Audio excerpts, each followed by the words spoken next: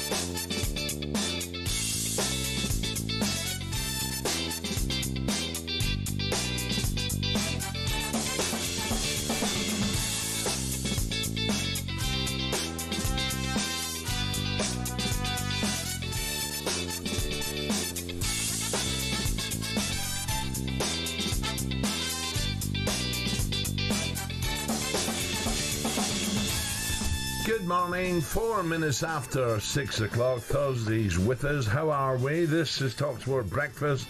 Arnold Clark, build your own car deal online.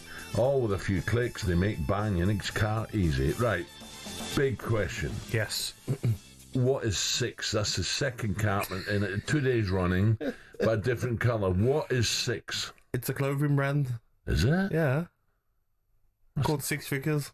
Really? Yeah. You know about Six Figures, don't you? Yeah, but not hats. Well, you got a problem with it, Alan? Yeah. Okay, man. You want to take it off? I don't want it as Callaway or Nike or something. You know, it's Six. What's up with Six? Well, it's just... Who was number 6 in your team, mate? Well, you probably had Big Butch or Russell. Or... See? The hard men. Number 6, mate. Oh, so hard men wear 6 hats, do they? Your number 6 in the team now, though, is your Declan Rice, isn't it? You love a hat, don't you? Yeah. You scared a bit of drizzle out there or something? It's these lights. I burn my bald head. You're not wrong. Dear, oh dear. Whose idea was that? No, it's very bright, isn't it? We're going to start with the Arsenal. It looks like they're close to making the first signing of the summer. No. It's not a striker. No. You're joking. It's been reported they've agreed a deal with Brentford to sign midfielder Christian Norgard. The Gunners have been discussing centre-back, innit? The Gunners have been discussing a fee worth in the region of an initial 10 million, a possible 5 million in performance-related add-ons. I suppose they do need a little backup there, don't they? Yeah, listen, He's all right, he is, by the way, Norgard. He's an okay player. I get it for Value, cover. Yeah, 31 he is. He's a decent player, but you're losing Thomas Partey. It just seems a bit odd, Alan, because... He's definitely going, is he? Yeah. So what's happened is Arsenal haven't been able to agree a contract with Thomas Partey. That's why he's leaving. So say if it's over money, what you're paying 9 million for Norgard, and just give it to him as the difference in wages that he's asking for. Because similar ages, 31, They're 32. different players, aren't they, Partey? I always thought, Palace fans will tell me, I always thought Norgard was more of a centre-back. No. Holding central. Yeah, he's like a holder who can get around the pitch as well as Thomas Partey. But I just think the 9 million you're paying for him will be the difference in wages for Thomas Partey. So why not just give it to him? You know what he can do. So very odd. And I just think Arsenal, they don't seem to be shopping in the top shops. Yeah, like top Man shelf. City. Yeah, like Man City and Liverpool. They're shopping at Waitrose, aren't they? Arsenal are at Asda for me, Alan. Okay. Another midfielder, Zubimendi, is reportedly close to joining the Gunners. That's but more there's like still no sign of a striker. And Darren Bent is getting a little bit frustrated. I do think the striker is, I'll feel a lot calmer once the striker is through the door. Yeah. Because at the minute I'm seeing reports I'm checking Fabrizio Romano's timeline every couple of minutes to see what's happening with the centre forward. Is it Gyökeres? Is it Šeško? Are we going to get one of them? Do you know what I mean? I'm hoping one comes through the door. So once that piece is in place, then it's right. Now we'll start adding. You add Zubimendi because of course Partey looks like he's going to go. So you need one of those. Are you gutted Partey's going? I'm gutted. Yeah, I thought you would be. Gutted. Because for so long, when it's him, Odegaard and Declan Rice, I like that three. Looks strong, big, powerful presences, nice balance in the middle of the park. You get rid of him and Jorginho's gone as well. And I like Zubimendi. I think he's technically a good player, but I'm looking for. I need to see what he's going to come up against the Premier League. Here's one quick email. Norgard's replacement for Jorginho, not Partey. Zubimendi is Partey's replacement, in my opinion. So difficult, isn't it? Yeah, I just think that striker situation, though, they need to get sorted because the problem is, though, Al, is that Šeško is probably asking for silly money. The transfer fee will be high, and maybe Arsenal are looking at him and saying, you're 23 years of age, you've not pulled up massive trees in the Bundesliga. Do we go and give you the big money? They're in a tough position because Šeško and his agents will know Arsenal are desperate for a striker. Well, what about the guy? I keep saying it, the guy. Is it Leo? No, Leo. Is it Jonathan David? Well, if they can't get £120 million player, the one they really want, get someone like him in. I'm not saying he's going to play every game, but he scores Champions League goals. Yeah. Even Wissa from Brentford. Is that an option? Because all this messing around with Šeško and Gyökeres, you want to get your players in, Al, as well for the start of pre-season. Pre-season starts next week. Start of July. Oof. You want your players? Don't. It gives me shivers thinking about it. We used to have a hill in Champion Park. We used to go up and jog down, up and jog down. Up. Oh, I was a kid. It's one of them, and it was like Hamburger Hill. There was no end to the top. You just kept going up and up and up. But was you happy there was no GPS there? And the heart rate monitors and stuff? No, we didn't have that, no. But I'm saying, was it good, though? Because if you had them, they could work out who's not running, who is. Well, you can see that, can you? But some of the best players couldn't get up the hill run. But come Saturday, he's brilliant. Exactly, on the pitch. Kevin Beattie was awesome. Ask him to run a long way, no chance. Once we went a pre-season run, he was in the back of a milk float. With a fag hanging out. Good old days, Al. Oh dear. The boys in the number 2 bar will be taking over breakfast tomorrow morning, but before they do that, they were debating which shops Arsenal and Liverpool are currently shopping in. What's going on with Arsenal, by the way?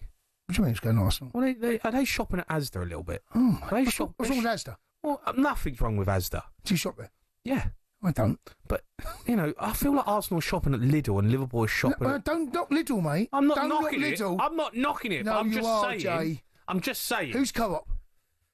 I mean, we're going low level here, aren't we? Yeah, I mean, Co-op... I don't Morrison's? Morrison's good. Is it? Morrison's is Is good. it a good shop? Good store, Morrison's, Is it? mate. Yeah. Where's the levels at Morrison's? Cundy's winding him up, isn't he? He doesn't understand, does he? Cundy's no doubt a Waitrose man. Of course he is. But I just look at that signing now, Alan, and I get it, Jorginho's gone, and you need cover for Jorginho, but I'm sure Arsenal fans are looking at Liverpool spending 115 million on Wirtz, looking at the amount of money Man City have spent and thinking, come on, we don't mind Norgard coming in, but we need that top striker. Players signed so far then, Arsenal, no one. Kepa, Norgard, Subamendi deals are close, meant to be. Liverpool, Wirtz, Frimpong and Kerkev close to joining from Bournemouth. Man City have been busy, haven't Yes. they? Rangers, Yep. 45 million. Nuri, 30 million. Cherky, 30 million. They also brought in Marmoush, Gonzalez and Kuzanov for over 100 in January. I like Marmoush, by the way. Yes. How much pressure is Arteta under?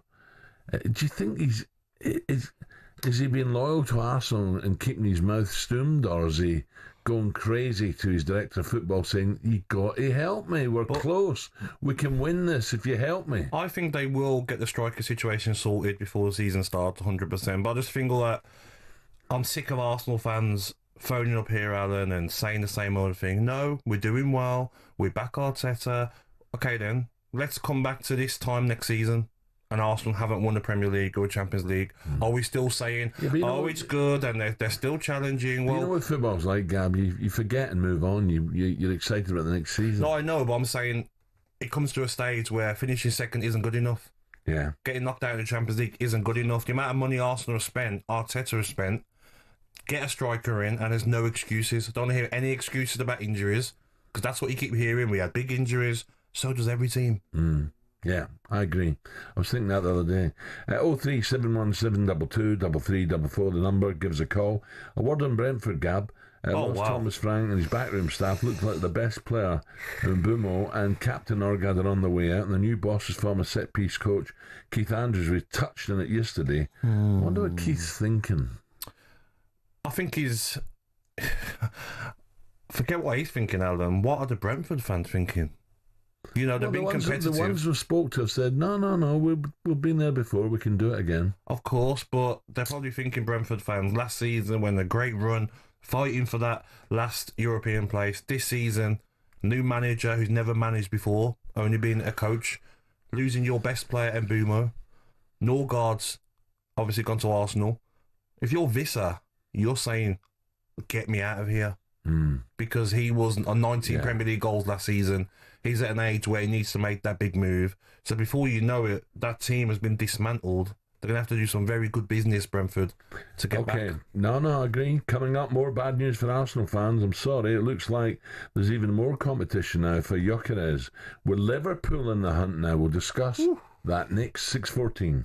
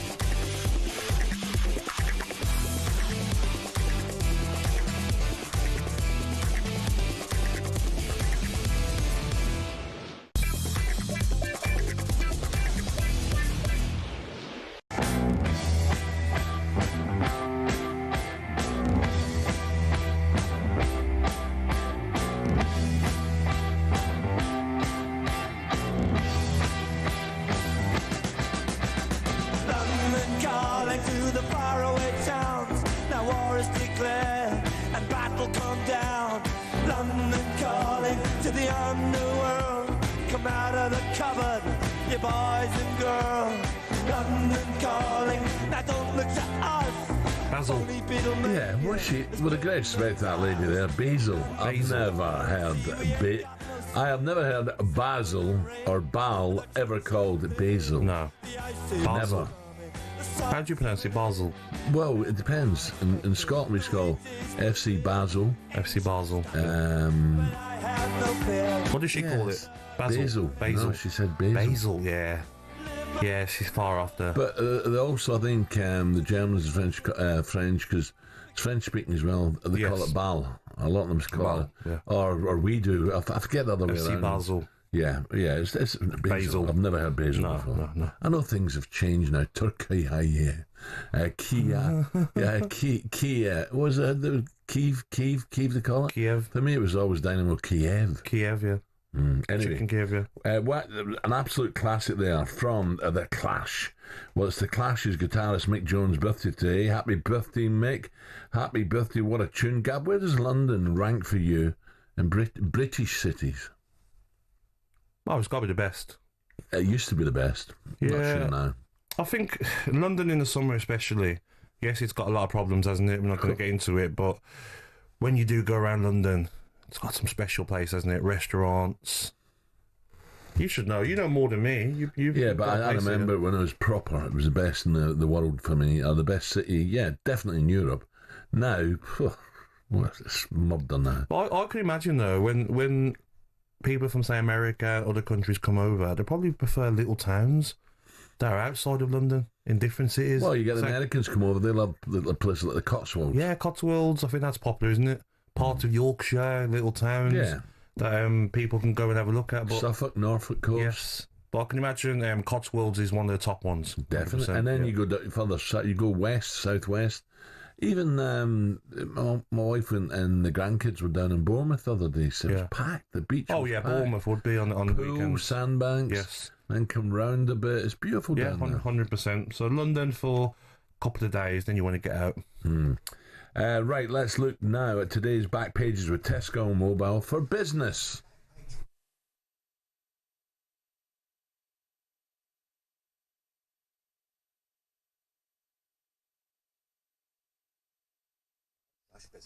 Just saying there, Shaban, I've never heard basil. I've never called it basil before. No, it's Basil. Basil, yeah. Did we not say Bal when in Glasgow? I'm sure we did. In the European Games, FC Bal or... Yeah. Yeah, and it wasn't until I went to Switzerland and they were all calling it Basil. Oh, sorry. Not basil. Anyway, moving on. Yes. What we got? Well, what have we not got when it comes to Harvey Elliott? What a guy. He was unbelievable yesterday, just taking the game by the scruff of the neck to get England to the finals of the Under-21 European Championship. Oh, how did the other game go? France-Germany? Germany are through. Are they? 3-0, yeah. So they'll face them in the final. It's the Sun what won it. Fantastic. Harvey books final spot as the back page of the Sun. Harvey's double delight. Elliott nets 2 as young Lions roar into the Euros final. Is back page of the Daily Mail this morning. Game of two halves is the Mirror, and the Times is going for superb. Elliott fires England into the final. Now, obviously, there's the conversation that he might be leaving Liverpool. Yes. He wants more game time. It was something like 330 minutes he got last season. Surely Slot's looking at him and going, you're giving me something to think about, young man. Oh, without a doubt. But there'll be other clubs looking, thinking, if he's for sale, they've got to be interested in that, and that's what under 21s. Apart from your ambition to play in the World Cup next year for the big boys, yes, but you're on the stage, aren't you? Mm-hmm. I think as well. Can you get me? Yeah, I think he's a very good player, but is he good enough for one of the best teams in Europe? I don't think he is. I mean, I'm an admirer of him, but he's never going to get the starts he wants, especially the players that Liverpool have brought in. It makes sense at his age to go out and play week in, week out. Join another Premier League club and be the main man. Where would you think he'd go? Would he go to a Dortmund or something? Or are you talking about staying in England? If you want to stay in England, yeah, definitely. But what about Villa? Would you not take him at Villa? Yeah, I'll take him. I don't think he'd be guaranteed to start, though. I'm not sure we would. He needs to go somewhere where week in, week out, he's going to be the playmaker. The ball's going to go through him. Last season, didn't play enough football, and going forward, Liverpool are a top side. Wirtz is going to come into that number 8 position as well. That is the problem. But he has scored some spectacular goals in his career. Yeah, has he been underrated ever so slightly? I want to say so. I think it's difficult when you're at a club like Liverpool. We were talking about McAtee yesterday at Manchester City. He's not going to get the game time. Sometimes he can be a very good player, but you're in one of the best teams in Europe. Look at Real Madrid. You've got Diaz, Gula, can't get game time for Real Madrid. If they went to another club, they would be the main man at that club. So I think it's best for Harvey Elliott to find a club where he's going to start every week. Fair play to Lee Carsley as well, getting them to another final. I mean, Harvey Elliott is one of 2 survivors from the team that won in 2023. Yeah, well done, Lee. But with that squad he's got, he should be knocking on the door. Yeah. That's a hell of a squad. Unbelievable, but the fact that he is, do you know what I mean? That he could win with 2 kind of different teams is well, pretty... can he go on and win it now? You know what I mean? Germany will be tough, yeah. Germany will be tough. Netherlands were favourites. Yeah. I thought they were going to get back in it. That goal. Keeper. Well, I don't want to slag a young keeper off, but I thought, what's he doing? Yeah, how's that got in? Oh, it was brilliant from the sub who came on and spotted him off his line. But you think yourself, low down like that, how did that sneak in? Yeah, totally agree. Shows your shocked face again. One more time for effect. No, because if you do that, you'll use a crack. Oh, well. Look at this frozen forehead. Have you noticed that? It doesn't move. I haven't noticed. It's not meant to move. Oh, really? No.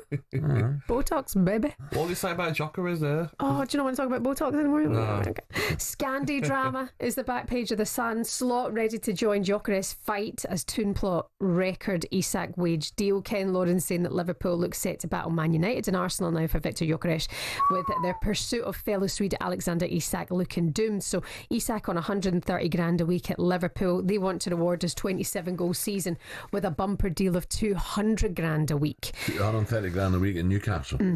Yeah, so they want to keep him there for 200 grand a week, meaning he would be one of the highest paid players ever. Arsenal already had the 55.3 million Gyökeres offer rejected, and obviously it's the 85 million release clause. Now, the news in the back page is the Norgard thing that we discussed yesterday. Arsenal fans aren't really inspired. They want their number 9. He's the guy.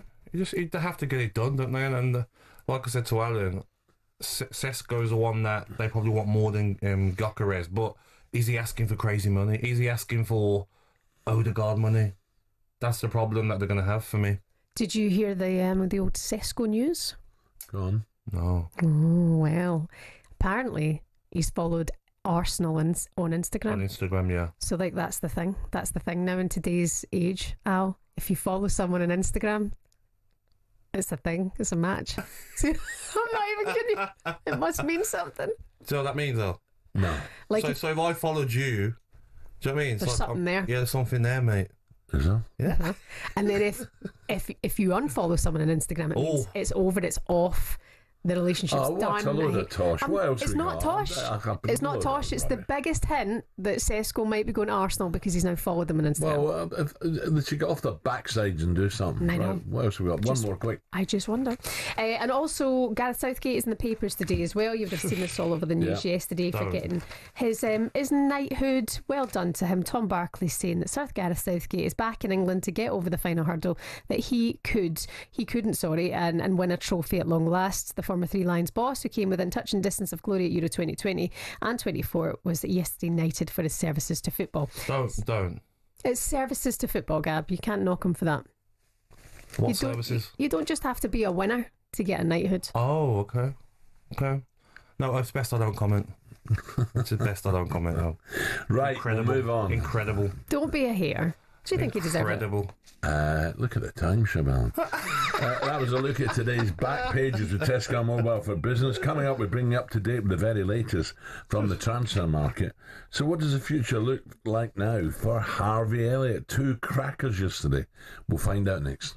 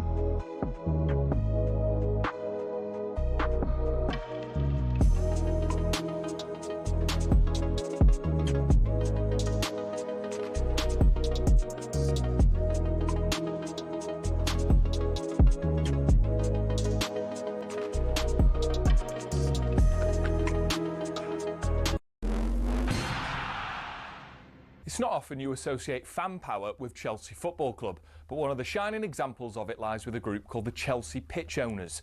And they've proved to be the thorn in the side of owners past and present who've been dead set on moving stadiums to a larger, more lucrative piece of land. Essentially, the supporters group holds the freehold to the land on which Stamford Bridge sits. Former owner Ken Bates set it up at a time where some unruly property developers tried to evict the club from their ground. In order to prevent this, he established the CPO as a company that owned the pitch and offered the fans the chance to buy a share for £100. As well as that, they also own the rights to the name Chelsea Football Club, so if any owner wants to take them elsewhere, they can't be called Chelsea without the approval from the CPO. Now, in 2011, Roman Abramovich tried and failed to move them away from Stamford Bridge, and this has set a precedent for Todd Bowley and the current power brokers at Chelsea. They know any plan which involves moving from Stamford Bridge will require CPO approval from the now 13,000 fans who own it. There are fans who are concerned that if they stay at the bridge, they'll be left behind their domestic and European rivals who are moving to more commercially successful stadiums. But for the heritage and history lovers, Stamford Bridge is one of the iconic English stadiums, and to move away would be a grave mistake. It might not be as flashy as others, but stadiums like it have something about them that cannot be replaced. One thing's for sure, if Bowley wants to take Chelsea away from their home, he'll have to go through the CPO first.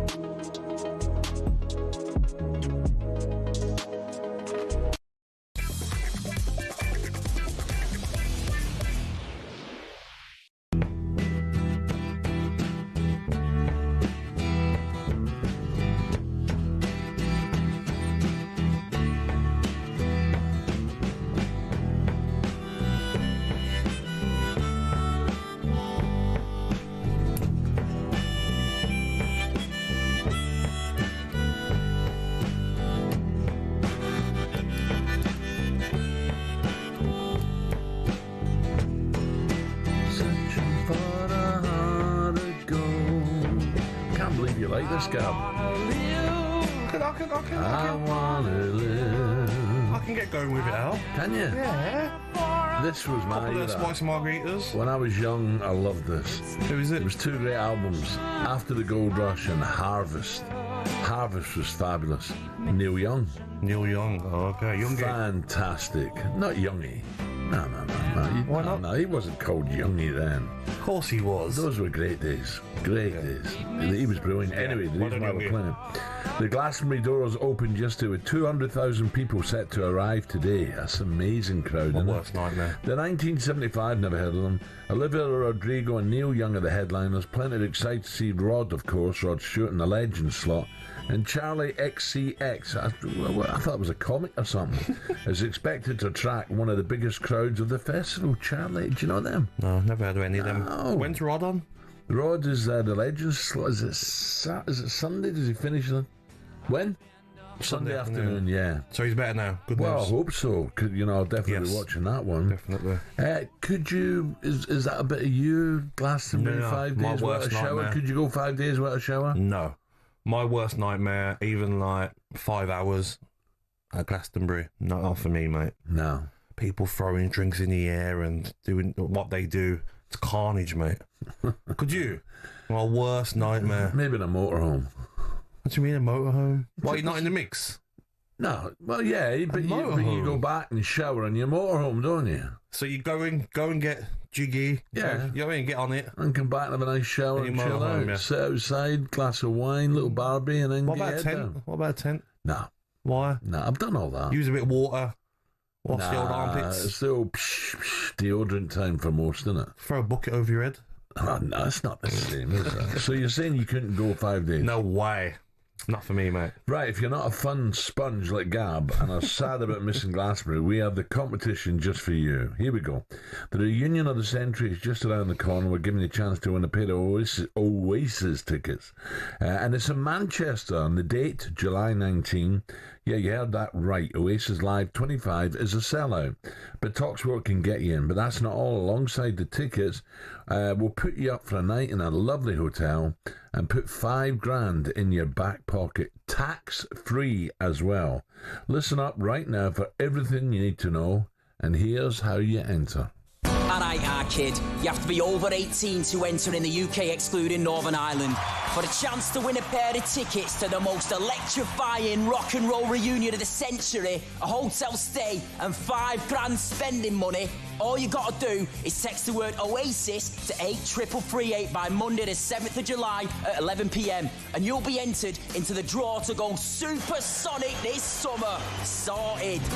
Right, here's all the legal stuff. Text costs £2 plus one standard network rate message. You've got to have the bill payer's permission or post your name and number to Oasis Prize Draw, P.O. Box 3190, Colchester, CO2 8GP, to arrive by 5 p.m. on the 10th of July. This is a talkSPORT limited promotion run on talkSPORT, Talk and Virgin Radio UK stations. Full T's and C's at talksport.com.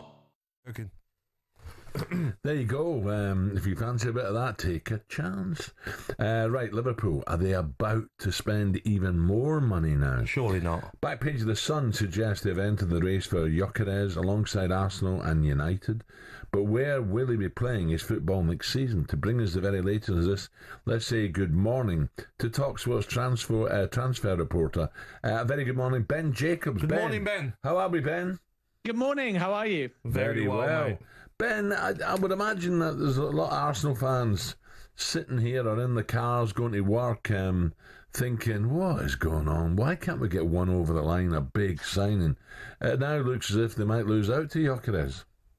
Well, I don't think it's a case of lose out. Arsenal seem to want to do their business in July for this striker, and Andrea Berta is simultaneously advancing the deals for Benjamin Sesko and Victor Gyökeres. And all indications are that actually Gyökeres would welcome a bid from Arsenal. So if they choose to move in the Sesko direction, I don't think it's necessarily defeat on Gyökeres. But Berta's a bit different to Edu. He's lining up both deals. He's advancing them to leverage them against each other. And Arsenal's perspective is clear. They either want Benjamin Sesko or Victor Gyökeres for €70 million, and we have to wait and see which one they bid for. With Liverpool, Gyökeres has been discussed, as ironically has Benjamin Sesko as well. I still think that Liverpool will look at Hugo Ekitike. Frankfurt's price is €100 million. It may drop later in the window. And then you've got that dream target of Alexander Isak as well. So actually, Liverpool are not as advanced in their search yet in terms of club-to-club negotiations for their new number 9, and Arsenal have actually taken the Sesko and Gyökeres deals relatively far, and that's why I think Arsenal won't feel a hijack is that much of a worry. They've just got to make up their mind which one of those two they're going to go for. I like the Isak, the sound of Isak. That's if he wants to leave Newcastle. It's a hard club to leave Newcastle. The fans are brilliant, but he's proven in the Premier League. I don't think Newcastle will want to sell him either, Alan. But I want to ask you, Ben, because I see this Sesko deal as Arsenal want to get it done, but I can imagine Sesko's asking for wages, which would put him on par with some of Arsenal's top earners. That seems to me like what could be slowing this down. And 13 goals last season in the Bundesliga. Should he be demanding that money? Yeah, but wouldn't you want that money? Of course, Arsenal are desperate. If you've got a club like that after you, then obviously the rate you so highly, well, that's the going rate you got to pay me. Yeah, I think you're right. Although with Sesko, my understanding is that he wants to join Arsenal, so I don't actually think personal terms will be a problem. It's not to say they'll be low. He'll clearly be a top 10, if not a top 5 earner at the club. But the problem with Sesko is actually the fee with Leipzig. And because Šeško's release clause was linked to his performances last season and he hit a lot of individual goals, the money that it will take to trigger the clause is now around the 80 million euros mark. And again, Arsenal are saying the overall cost of that is too high. So you've got this sort of interesting scenario where Gyökeres, if Sporting agree to the pact with the player, and there's friction at the moment, but should he be allowed to leave for a number that he thinks was agreed a year ago, that's 70 million euros. It's good market value, but his is the wage that's very high. With Šeško, it's the other way around. The wage and terms are not expected to be a problem, but Arsenal don't want to pay that 80 million euros clause. They've got to find a way of making either deal economical, and that's why I think they're advancing both of them simultaneously until they make up their mind where there's value in the market. Yeah. No, I wanted to ask you as well about any other big transfers, Ben, because there's a lot of clubs that are quiet. Is that because of PSR? I mean, I think it's Tuesday, isn't it, that clubs have to sort out their books. So maybe teams like Aston Villa, Newcastle will wait till after Tuesday to do their business. Yeah, I think you're absolutely right. Villa's PSR position, and almost the same for Bournemouth, is one to watch in the next couple of weeks. Obviously, Bournemouth have sold Dean Howsons. They've brought in a little bit more money. But let's wait and see whether Zabani to PSG, Antoine Semenyo, we know Spurs have made an approach, but they don't want to meet the valuation. There might be more outgoings from Bournemouth. Villa's a really interesting one. There is also, by the way, a near-miss period. So it's not a hard deadline of the end of the month. If you show that you were facilitating an exit now, if it bleeds into July, you can still put it on this year's financial books. But I think Villa need an outgoing. They'd love to sell Jacob Ramsey to Saudi Arabia. Neom FC have inquired, but that deal doesn't look close. You've got a lot of speculation about Emi Martinez, but if Manchester United move, they first have to tell Andre Onana he's not the number one. Yeah. You've got a lot of interest in a player, for example, like Morgan Rogers, but he's untouchable in Villa's mind. I think you're right to say no chance there. So this is probably slowing things down. We've not seen the same kind of mirrored or shadow deals that we saw 12 months ago, where two clubs, instead of doing a swap deal, are doing two separate deals. And by doing that, it means that the one you sell, you put immediately on the books, and then the one you buy, you amortize, so it works both ways. And I think that has led to some stagnation in the market. Ben, what about after yesterday, Harvey Elliott? Where does his future lie now? Yeah, it's a great question. He's obviously added maybe a bit of value by the fact that he scored a brace in that semi-final. You've got some Premier League interest from Brighton. I'm also told that West Ham are considering both Kiernan Dewsbury-Hall and Harvey Elliott, and Fulham have made an inquiry as well. And then Leverkusen was always an interesting one, because the feeling was when the Florian Wirtz deal happened, Harvey Elliott was one name discussed, but they've gone in the direction of Jarrell Quansah. And my understanding is that Leverkusen have ended their interest, but Leipzig are another club to watch as well. And Fiorentina in Italy have also made an inquiry. So plenty of interest. And I think at the right number, Liverpool might be prepared to sell. And then with Darwin Núñez, it's a similar story. Napoli are leading that race. The player wants Napoli, but Liverpool are very firm here. They rejected a 70 million euros offer from Al Nassr in January. If they are to sell him, which is the expectation, they need a similar number. Napoli at the moment are talking like 50 million might do the job. My understanding remains, yes, Núñez wants Napoli, Napoli want Núñez, but they're going to have to add another 20 million to that number. Otherwise, Liverpool are not going to accept the offer. Ben, nice one. Thank you very much. Cheers, Ben guys. Jacobs there. What about Núñez to Arsenal? You know, we're talking to all these players. Listen, he has scored bundles of goals in the past, you know. Yeah, but I just think his record at Liverpool, I mean, the chances he misses out. I mean, at Benfica, he done very well. But Arsenal needs someone who's guaranteed them goals. But this fella works his socks off, Gab. Who? Núñez? Yeah. I know, but Gabriel Jesus works hard but can't get the ball in the back of the net. They need someone in around that 6-yard box, Alan, and just get the ball in the back of the net, because they've got Martinelli, they've got Saka, they've got Rice and Odegaard in the number 8 positions. They need a clinical striker. But I was going to ask you, I want to ask if we can get someone to talk about it, is there was talk yesterday about Aston Villa might be selling the women's team to create funds for PSR, and also maybe even a stadium change. Could be the Adidas Villa Park Stadium, whatever they're going to call it, to raise money for PSR as well, which is what a lot of teams are going to start doing now. Okay, coming up 6:45. Plenty to come. Good show ahead, so stay with us.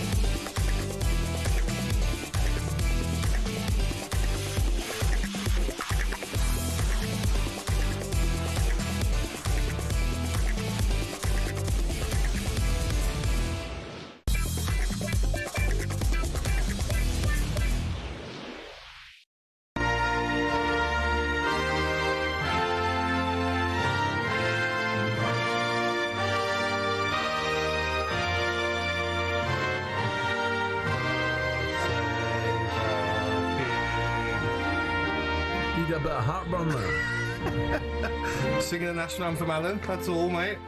talkSPORT Breakfast. Arise, Sir Gareth Southgate, were the words of former England boss heard yesterday, receiving his knighthood from the future King, Prince William, at Windsor Castle.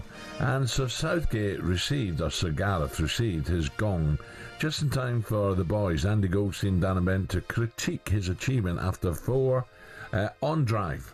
The David Beckham one does make sense because he's done so much with his country. I remember him being front and centre, helping us get the Olympics, things like that. Yeah, that's a good point. Lewis Hamilton, 7 world titles. Makes sense, right? It does make sense. I mean, he's equal with the record, the best ever. Right? I've just got a problem with if you do your job really well, you get knighted. No, but come on. No, but he's representing England, so he deserves that. Well, he's English, so yeah, of course he's representing England. With Gareth, He did what did he do? That's my point. Like, I know what he did in terms of... I don't want to poo-poo his knighthood the day he's got it, or the day after he's got it. Uniting the nation. Okay, he did that. Making people believe in the England national team again. He did that, I'll give you that. But ultimately, he didn't quite get us to where we wanted to get to, which was he's not got it for services for football. He's got it for services to the country, right? And so he has So what else has he done for the country other than being the manager? No, but he's reunited us, hasn't he? Reunited. What do you reckon, Gab? Baffling. Well, you say baffling, right? But some of the numpties that have got one. Oh, of course, that's the problem. I mean? You can't argue that Gareth has got one when you see some of the idiots who've got on. 100%. I just think that to be called Sir and to be knighted should be like an unbelievable achievement to get it. Yes, he united the nation, and everyone was. I mean, Atomic Kitten brought out a song for Gareth Southgate. Everyone was loving Gareth Southgate, but he failed. Yes, he made the players want to come back and play for their country and the bonding that the players had. So, that's your job as a manager. I just don't understand it, Al. I just think it's sums us up really as a country to be giving out knighthood to someone who failed. End of the day, he got us to 2 finals and lost. What does that say? Surely it's if you win. Like Bentley says there, Lewis Hamilton, David Beckham. Look how long he had to wait, David Beckham. How many years has he had to wait to get? Oh yeah, but plus in terms of what you've done for people in the country, 100%. I've said before. Now whether he wants one or not, I don't know. Chris Evans has raised multiples of millions of pounds for children's charities. Yes. I mean, you can't believe what he's raised. The amount he's raised, yeah. This one that's coming up, the gig in the garden. The money he raised is phenomenal. I know roughly, and I'm not going to say it publicly, but that's just one of many he's done. Yeah. He has raised fortunes. I just think fortunes. Nothing. He's got zilch. But I think that, like you say, there's so many people out there that deserve one, rather than Gareth Southgate, who done well, I'd say, as England manager, but didn't get over the line. So we are rewarding failure. To me, that's what it sounds like. And I think if you'd done a poll, a lot of people would 100% agree. Doesn't make sense to give Gareth Southgate a knighthood. Okay. Right. Time now. Why don't we? Yeah, 6:52. Upbeat. Here we go. Time for this.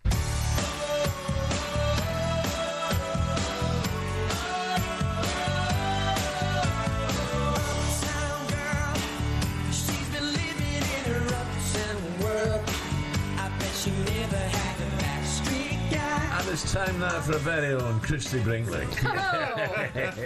I wish. Actually, Al, we're moving it forward about 20 years to Westlife's version of this song, which is this one, Uptown Girl. You said you loved Westlife, didn't you? Loved them. All of them. Still love them. My absolute favourite growing up. But Claudia Schiffer was the Christy Brinkley of the video when they did the song. She lives out my way. Well, go and get the scoop, because it's in the papers today. Beauty and the Bees model Claudia Schiffer, her filmmaker husband, is in talks to invest in Brentford Football Club. Oh, really? Mm-hmm. Go chap the door. They live out in Suffolk. There you go. Sir Matthew Vaughan, 54, is said to be considering buying a minority stake in the club. Owner Matthew Benham is believed to be willing to sell between 10 and 20% of his shares for 40 to 80 million. Oh, there you go. But listen, that will bring... She is a stunner. Claudia Schiffer, right? No comment. But she's not young anymore and she still looks beautiful. Well, that's it. I mean, I need what she's got. How old is she? She's Swedish as well, isn't it? That's just the way. How old is she, Shaban? Like Swedish, is she, or German? Must be 50-ish, 54. She's Swedish, is she? I think so. She looks Swedish. I've got German or... You know, I think she's Swedish. You might be right. Is she a stunner, Al? Yeah. Oh. Do you tell me you know who Claudia Schiffer is? No. Google her. I'll Google her. Google her. What? Right up your Straza. Agbonlahor. He's a Brentford fan. She's German now. She's German. Is she really? You're murder. Come on, Shaban. You should know that. Your geography's murder. Did you like again? East Life was that? Oh, it was West Life. Right, let's talk Now, about... why are you opening then? I got a little snack to perk you two up. Not for me. This is the new M&S sandwich. Have to say, other brands are available and whatever. M&S do good sandwiches. They've now released a Red Diamond strawberry and cream sandwich. So a cake on the go. What, at 6:54 in the morning? No chance. Come on, it's nearly your lunchtime. You've No, been up it for isn't. hours. You've been up for hours. Strawberries and cream and a nice, big, thick white bread. Get that Strawberries and cream sandwich. in your gub, a Agbonlahor. Open up. Gabby could do that in one swallow. What Come on, I won't be boring. Let me taste a bit. Hitting the What's chop. going on? You can feed me. God, right, look at Why that. did you stare at me in the eyes? You just stared me out while I fed him. Jimmy Ahern's going to have to That batter is you. lovely, Al. You're doing a Troy Deeney. You want another bite on the other side? Come on, Al, try some. You try some, Siobhan. It's actually all right, Al. Yeah, for a picnic in the afternoon, not at 5 to 7. Nice. Al, that's decent, mate. Get in the belly. I'll leave one for later now. I'll bet for on the way home. I'll destroy it later. Yep, strawberries and cream. I'll have my piece on the way home. £2.80 for your strawberry Red Diamond sandwich on the go. Apparently you shouldn't talk with your mouth full now. I'm doing it on the radio. Well, how long? When does that expire? There's just strawberries in there. All right. So you've got to have it on the same day. Yeah, Not on the same day. We bought them for you last night. They've been in the fridge. There you go, Al. Are they? What's wrong? Nothing's Tell me wrong. what's wrong? Oh, you I've got a show to do, for God's sake. Talk to your Auntie Shebs. What's wrong? Give us a glass of champagne with it. Still to come. Oh.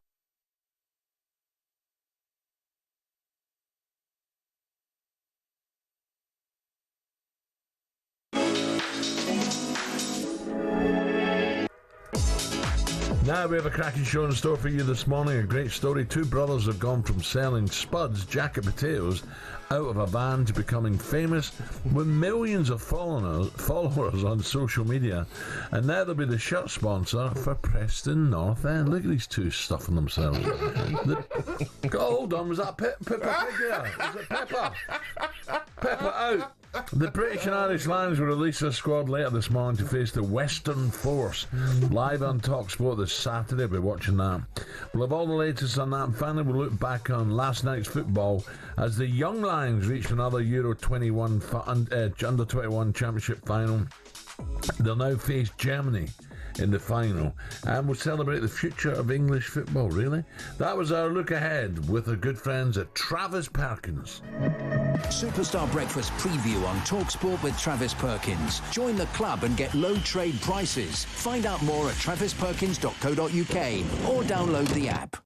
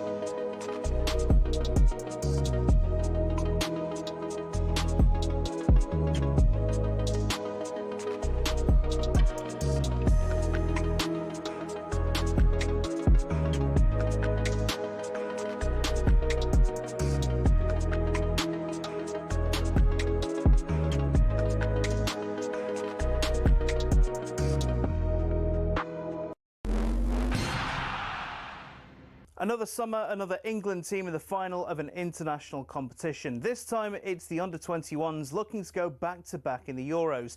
Darren Ambrose on talkSPORT commentary last night was thrilled after their 2-1 win over the Netherlands in the semi-final. The group stage, very underwhelming. They've done the job. They got through exactly what you want to happen in tournament football. But anything but in the quarterfinals and semi-finals, they've been magnificent. Well, it was Harvey Elliott, the man of the hour, bagging both goals. Lee Carsley couldn't speak higher of him. I thought he was outstanding. I think he's definitely grown as the tournament's gone on. I think, he was definitely frustrated at the last tournament with the amount of game time he had, but the players that he was competing with, him and Charlie, had to be patient. They showed during the qualifying campaign that they were ready to lead and they were ready to carry the team on. Now, is that the sort of player Arsenal could do with? Not that he's heading there. Someone who we understand is Brentford's Christian Norgard. We understand the clubs have agreed a fee of around £10 million, but broadcaster and Arsenal fan Harry Symeou's all a bit underwhelmed. Are Arsenal better off now with Christian Norgard coming in and Martin Zubimendi coming in than they were with Partey and Jorginho and potentially Rice as cover for the 6th role? Yeah. And So have you levelled up? Have we levelled up? I don't think we've levelled up. I don't even think we're at the same level. Get more transfer chat at talksport.com. And finally, a Club World Cup game befitting the name. Tonight it's a small matter of Man City v Juventus in Orlando for the right to top Group G and avoid playing Real Madrid in the next round. Now, the weather's been a massive talking point throughout the tournament, and with temperatures set to exceed 30 degrees and thunder and lightning expected in the area, well, it might be once again. But Pep says it's no advantage to any other team. But the hot is it's obviously, so we're going to change it, right? So it's better to play like the last stadium, like we played. That was fantastic. But I think all the teams have to handle it. So it's what it is for the new World Cup, next World Cup. The people know it already. But yeah, we have to be ready to suffer. And remember, Man City v Juventus is our live commentary this evening. Build-up is from 7. Kick-off is at 8.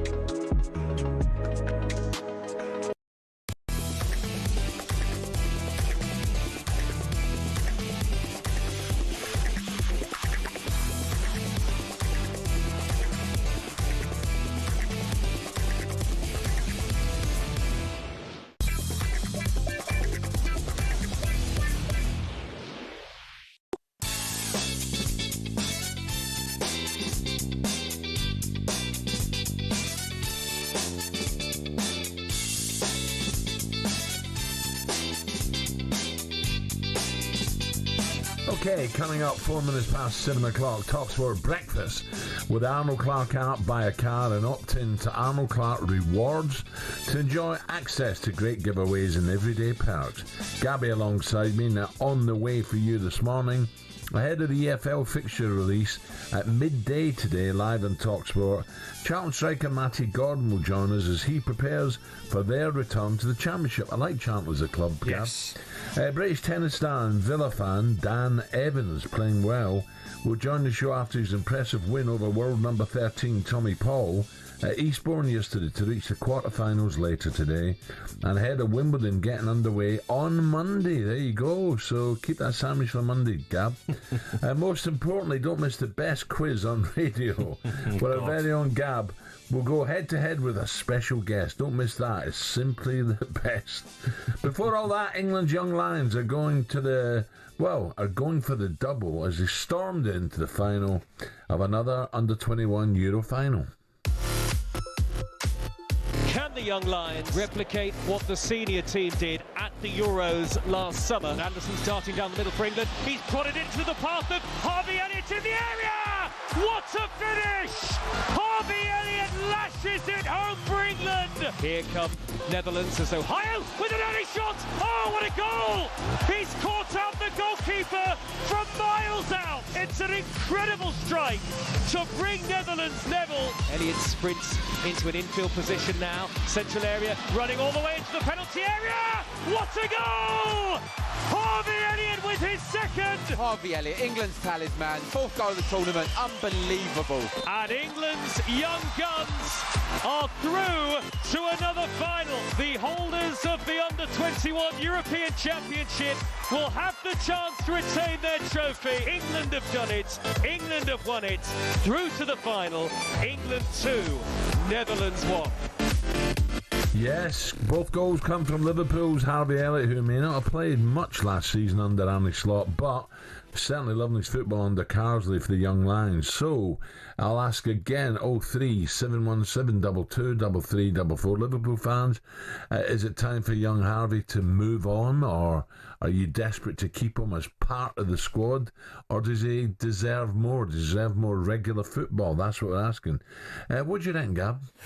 I think he deserves to go and start week in, week out. I think he's 22 years of age, Al. Like I said yesterday with McAtee. So he's going to have to leave. You need to be playing. You need to be getting 40 games a season. You know, they're not reaching 20 games, McAtee and Elliott. So for me, I'd push and move myself. I know it's hard to leave a big club like Liverpool and Man City, but as well, isn't it? Yeah, but I would push and move so that I can go and play week in, week out. And I'm sure Liverpool will look at it and say, how good he's been in this tournament, the fee's gone up. So maybe it was 30 before, I'm not sure. Maybe it's 45 now.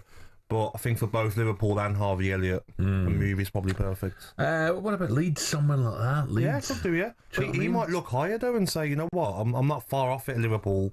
I want to go to, like, a team fighting for Europe. I want to go Newcastle? I want to go to a European team. I want to try a different league. Tottenham? Could do, yeah. No reason why not. England's win last night is set up the final against their old friends, Germany. Live on talkSPORT, don't forget, Saturday evening, as Lee Carsley aims to win back-to-back Under-21 European Championships, just like they did in 82 and 84. John is now a man who knows a thing or two about coaching the England youth teams. Ian Foster joins us. Ian, a very good morning. Good morning, Ian. Good morning, guys. Morning, mate. Ian, this is, first of all, England, good game, enjoyed it last night. But Harvey, what a dilemma he's got now. You know, he's really put himself up there with two absolute crackers, two great finishers, and he's done it, you know, every now and again for Liverpool. He's scored super goals. So it's difficult, you know. He'll want to lift that trophy. He'll want to be part of that winning side against the old foe Germany. And I just look and see how many of them players are going to come through. But first of all, the Germans. I think the Germans will probably still be favourite, won't they, even, Ian? I'm sure in Germany they will be. I always say to you know, the England players over probably the last probably since the 2017 season where we won the Under-17 World Cup, Under-19 Euro, Under-20 World Cup. I think what you find is that not many nations want to play us. Yeah. You know, so the Germans will be looking, thinking, I'm not sure we wanted England to get through that tie. So I think it'll be quite an even game. Looking at Germany, they look really, really strong. I don't think you can take anything from the group stage where both teams left a load of players out. But it's a cracking game. It's what you're in it for. I think when you look at the semi-final lineup and even the quarter-final lineup, minus probably Denmark, any team can beat any team in there. You know, your Spain's, Italy's, Netherlands, Germany's, England's. That's what it's about, getting these players playing in those types of games, which will hopefully prepare them for what's to come. Ian, we talk about our great academies here, but clearly, you know, the nations you just mentioned there, they've got some great setups as well, haven't they? Yeah, listen, our players now go out and play in these academies as well. You know, when I was in the England setup, I'd go out and watch Sam Hilling Jr. play for Juventus and Jamie Gittins at Dortmund. So you'd go out and watch these players. We've had players in Leipzig, Valencia. So, you know, our lads are now going out there because they believe that they can get into first teams on the continent a little bit quicker. Noni Madueke will be a great example of that, leaving Tottenham to go and play for PSV Eindhoven, getting in their team very quickly and then making a big move back to England. So the academy systems out there are competitive. They all come together anyway in the Youth Champions League, which gives you an idea of what clubs are doing particularly well. So yeah, it's competitive out there on the continent, yeah, for sure. There's a lot of talk, Ian, on Harvey Elliott and James McAtee, you know, both 22 years of age, had bright careers so far, but I think at that age, I think you'll agree, you want to be playing week in, week out, don't you, at a team and being maybe the main player, not being a bit part player. Would you ever advise players during your time in England of like, you should be playing more, or do you just leave them to make their own decision? I would always advise them if they came to me and asked. You know, I think, like you say, Gabby, there's nothing more important than playing. Yeah. And Harvey's got to find a way to be, you know, in the starting 11 every week. The difficulty Harvey's got is that he's not starting many games for Liverpool last season, and they just signed Florian Wirtz, who is actually slightly younger than Harvey, and 31 caps for Germany, which looks like the writing's on the wall in terms of those central positions. And even, you know, I think Florian's as versatile as Harvey in terms he can play off the side as well. So if he's not getting many minutes last season without Wirtz in the side, I imagine it's going to decrease again. So I think probably the writing's on the wall, but I think what Harvey's done is shown his character and put himself right up there in the shop window. And I think he should be looking at teams qualifying in Europe, not only in the Premier League, but big clubs overseas as well. Yes. And McAtee, you know, you look at City, you think, you know, Phil Foden, you know, I couldn't believe he wasn't playing. Cherky as well. Yeah, Jack's not been playing. So, you know, the future is going to be tough for him as well at City. At City, yes, but another wonderfully gifted player, technically outstanding, can score and create. He's a great kid as well, James. You know, he's captaining the team now. So, yeah, you want to see these players playing every week. I think what both James and Harvey have done is shown everybody that they're capable of playing at the top end of the Premier League.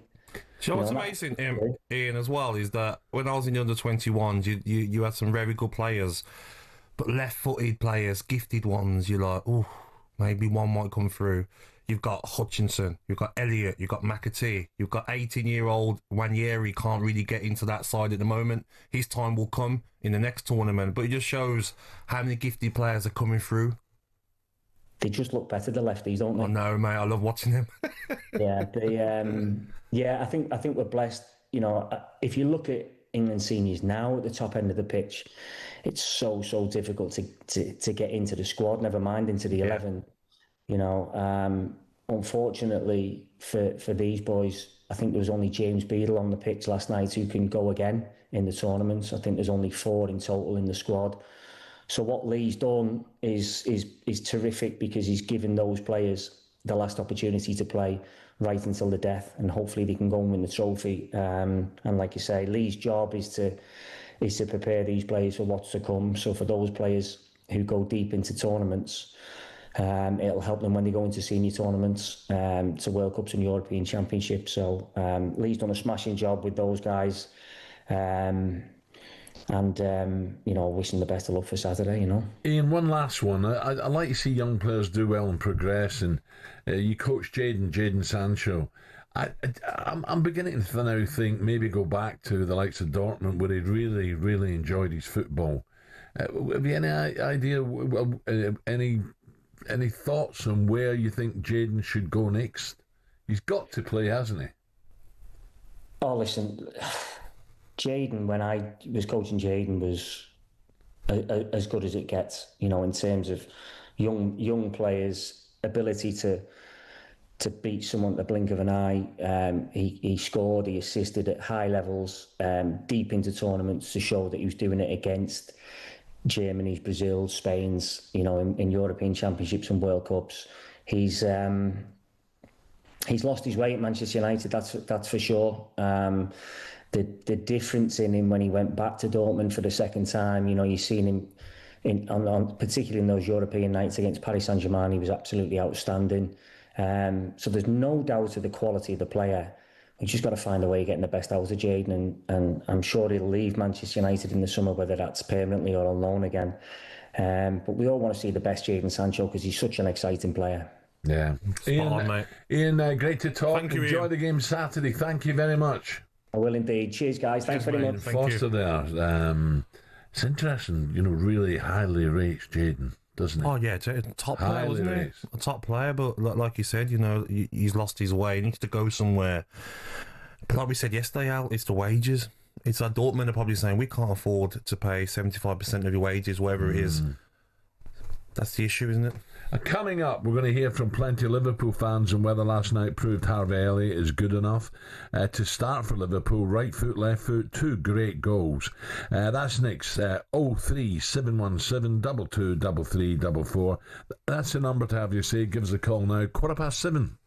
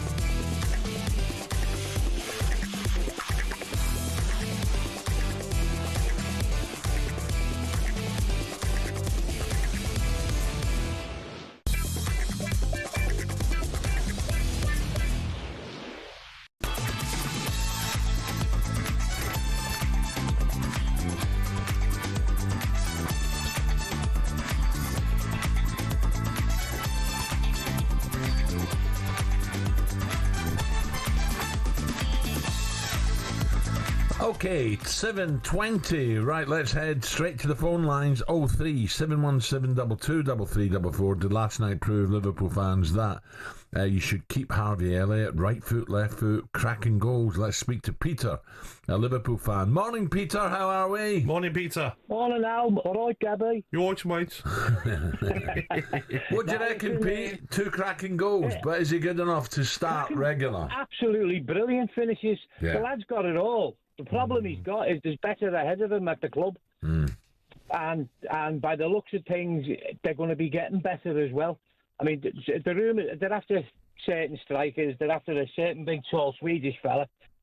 And you just signed Vert, who's a better player than him. I don't want him to go. Yeah. But it looks like he's going to have to progress himself. It's a tough one, isn't it? Because unfortunate. Yeah, it's a tough one, isn't it? Because Liverpool, you could say, top 3 teams in Europe. So he's not at that level, is he? We like the kid. The vast majority of Liverpool supporters love the kid. But it's just, if there's better ahead of you, there's not a great deal you can do. Nah, but what I'm pleased about, Peter, you know, just those 2 special goals yesterday, last night. He's really done. He's given himself a boost here. He's in the shop window now. Listen, I think privately and personally, he'll be thinking, yeah, maybe I do have to move on. Maybe it is time to move on. Yeah, and that has done him the power of good. That's done him the power of good yesterday. Big style. Yeah, I mean, it probably is thinking he may have to move on. The problem is he actually does love the club. Yeah. Yes, and it'll be a wrench for him to leave. But if he's going to progress his own career, which is most important, he possibly will have to leave. Yeah, Peter, I think you're right, mate. Well done. Thank you, Peter, Liverpool fan. If you haven't seen them, you've got to watch Harvey's goals. His 2 Very goals, good, crackers. mate. Yes. One right foot lashed it in, and one left foot guided it in. Yes. You know, it was a great run as well. Yeah, reverse the left foot. Very, very good. Okay, here we go. This could be a bit of fun. Time to talk spuds. Gab? Are you a jacket potato man? I do like a jacket potato. I like mine with tuna mayo. Tuna mayo and some hot sauce on. What sort of hot sauce? Tabasco. Oh, yeah. Yeah, what about you? The reason why... No, I like a bit of chilli on mine. A bit of butter and a bit of chilli. Oh, lovely. Viral potato makers. Wait here, this is a great story. Spud Brothers have agreed a kit sponsorship with Preston North End. The Championship Club unveiled a new strip with bold red Spud Brothers in the centre after sealing a partnership with the local brothers Jacob and Harley Nelson, who share videos of themselves serving up jacket potatoes from the tram in Preston, so they are local. They've racked up 4.2 million TikTok followers and attract visitors from across the world, including celebrities. They're die-hard Preston North End fans. Would like to say Jacob and Harley. They join us now at 4.2 million Amazing. Following. That is brilliant, guys. Well done to you. Fantastic. Good morning. Morning, everyone. Thank you very much. Guys, how did all this start? It's an incredible story. Tell us how it started. Well, the hot potato tram has been a potato business in Preston since 1955. It's been an icon. We think it's probably one of the first potato trams that is still going as well. And it was run by a guy called Ernie Rhodes. He passed it over to his nephew, then his nephew passed it over to his son. And this was about 5 years ago. And unfortunately, Keith, who we bought it from, passed away of cancer. Very good friends. He gave me my first ever Saturday job when I was 14, and my sister. Spud father and Harley had it. And then, we bought it, roll on 16 months. And we've got over 6 million followers. 6 million? Collaboration with that. Yeah, across all social media platforms. We're doing like 500 million views every month across them all as well. And we've collaborated with some wonders like Mr. Beast, Will Smith, Alex Warren. Brilliant. It's crazy, just from a humble jacket potato. Amazing. What's your most popular order on a jacket potato? Alan likes chili. I'm tuna mayo. Oh, we make a mean chili. Probably the most popular order has to be cheese and beans. Classic cheese and beans. Yes. We do make a mean chili though, nice and spicy. So you like it well? So. I love it. I love the spicy chili. Yeah, no, we very often have jacket spuds. Don't worry about that. We have riced it up a bit though. We've got the garlic butter on there. We've got our own special tram sauce as well. Bit of crispy onion. So and the potatoes. It's not just a potato; it's a Spud Bros potato. Yeah. All right. Well, a Spud Bro potato. Are they sourced locally or is it Lincolnshire? Yeah. Where'd you get them from? So we actually get them at a place in Taunton, which is about 30 minutes away from us. We've also got a place in London. We've got a branch in London, Spud Bros Express, and all the potatoes all come from Taunton to London as well. All right. So yeah, everything is like locally produced, and we want to keep it that way. We want to try and make sure everything comes from Preston. The cheese as well, that comes from Preston. And we just opened up. We just got the keys for 3 new shops. So we got Liverpool, which we announced yesterday. Birmingham. Not yet. Come on. Might be on the cards. And then we've just took it international to Amsterdam as well. So have you really? Cool. Yeah. Brilliant. So are you big football fans, Preston North End? Yeah. So we've been Preston North End fans. My dad, he's been there 50 years. Half a century. He's going to North End. Hey, Alan, Gabby, how we doing? Right, mate. Good. He took us all from a young age. So you're sponsoring Preston in the coming season, is that right? Yeah. Amazing. That's a new shirt. Yeah, so we've been Preston North End fans from like when we first born. We've been mascots. I was a mascot when I was like 7. Harley was a mascot as well. In the Rotherham game. Yeah, Joey Garner scored that. The big Joey Garner volley as well on there. Yeah, that was sick. But for us, it's just a dream to be able to sponsor Preston North End, like Preston North End fans, Preston business, and yeah, it's just unreal. And you know, sometimes we just like lost for words and pinch ourselves. Is this happening? Brilliant, guys! You deserve amazing. It. Yes, well done, family business. Well done. Need to try guys. one out, don't we? Yeah, Spud Brothers and Dad, brilliant. Well done, and good luck with the sponsorship. Thank you. Well done, lads. Love it, boys. That's a great story, isn't it? Yeah, amazing. 6 million TikTok. But everyone loves a jacket potato, don't they? Yeah. Do you know what I mean? My missus loves them. I think that's her favourite go-to meal. Garlic butter, chicken mayo. So was it tuna mayo you like? I like tuna mayo. Yeah, I like cheese and beans is popular, isn't it? Yeah, I love a bit of chilli on mine. Yes. So we get one. By the way, it's good for you as well, jackets, isn't it? Oh yeah, of course it is. Healthy. No, it is. What are you laughing at? There's nothing on my jacket potato. No. Don't worry about that. So they're well done, guys. That's fantastic. Right, so there you go. The Spud father meeting the Gab father. Who'd have thought of that? Up next, stay with us. We're bringing the Lion squad for the warm-up game this weekend, which of course is live on talkSPORT. Can't wait.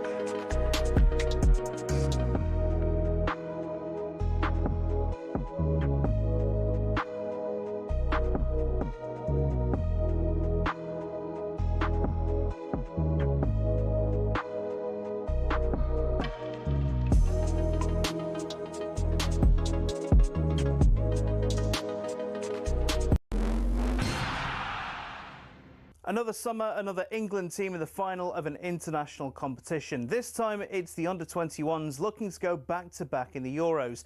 Darren Ambrose on talkSPORT commentary last night was thrilled after their 2-1 win over the Netherlands in the semi-final. The group stage, very underwhelming. They've done the job. They got through, exactly what you want to happen in tournament football. But anything but in the quarterfinals and semi-finals, they've been magnificent. Well, it was Harvey Elliott, the man of the hour, bagging both goals. Lee Carsley couldn't speak higher of him. I thought he was outstanding. I think he's definitely grown as the tournament's gone on. I think, he was definitely frustrated at the last tournament with the amount of game time he had, but the players that he was competing with, him and Charlie, had to be patient. They showed during the qualifying campaign that they were ready to lead and they were ready to carry the team on. Now, is that the sort of player Arsenal could do with? Not that he's heading there. Someone who we understand is Brentford's Christian Norgard. We understand the clubs have agreed a fee of around £10 million, but broadcaster and Arsenal fan Harry Symeou's all a bit underwhelmed. Are Arsenal better off now with Christian Norgard coming in and Martin Zubimendi coming in than they were with Partey and Jorginho and potentially Rice as cover for the sixth role? Yeah. And So have you levelled up? Have we levelled up? I don't think we've levelled up. I don't even think we're at the same level. And remember, Man City v Juventus is our live commentary this evening. Build-ups from 7, kick-off from 8.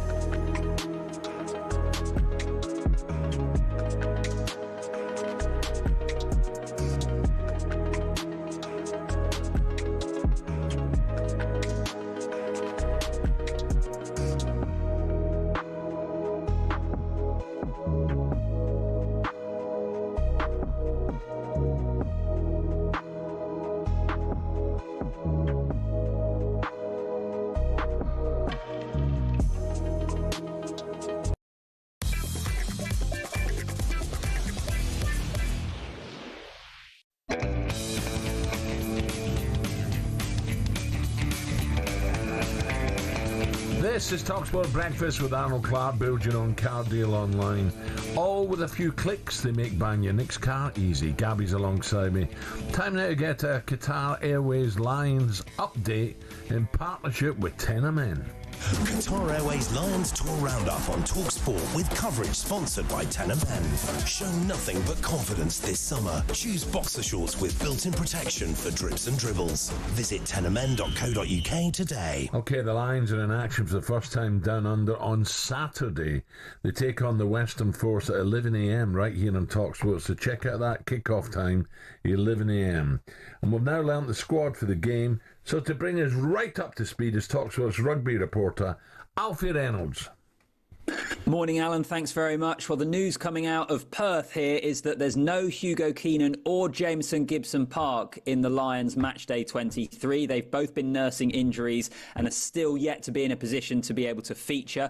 There's 13 changes to the starting 15 for Andy Farrell's side. Tyg Byrne and Sione Tuipulotu are the only players that remain from Dublin, although both move position. Tuipulotu goes from outside to the inside centre and Byrne moves from the second row to the blind side. All 8 players who came off the bench in Dublin in that game against Argentina will feature again, 7 of them starting. Dan Sheehan is also going to captain the side, and him alongside Gary Ringrose, James Lowe, Joe McCarthy, Josh van der Fleer all make their Lions debut. So the starting 15 for Andy Farrell's side to take on the Western Force on Saturday. It's Schoeman, Sheehan and Furlong as the front row, Cummings and McCarthy in the second row, and it's Byrne, van der Fleer and the Englishman Pollock completing the pack. Williams and Finn Russell are the half-back pairings. Tuipulotu, as I already mentioned, with Gary Ringrose in the centres.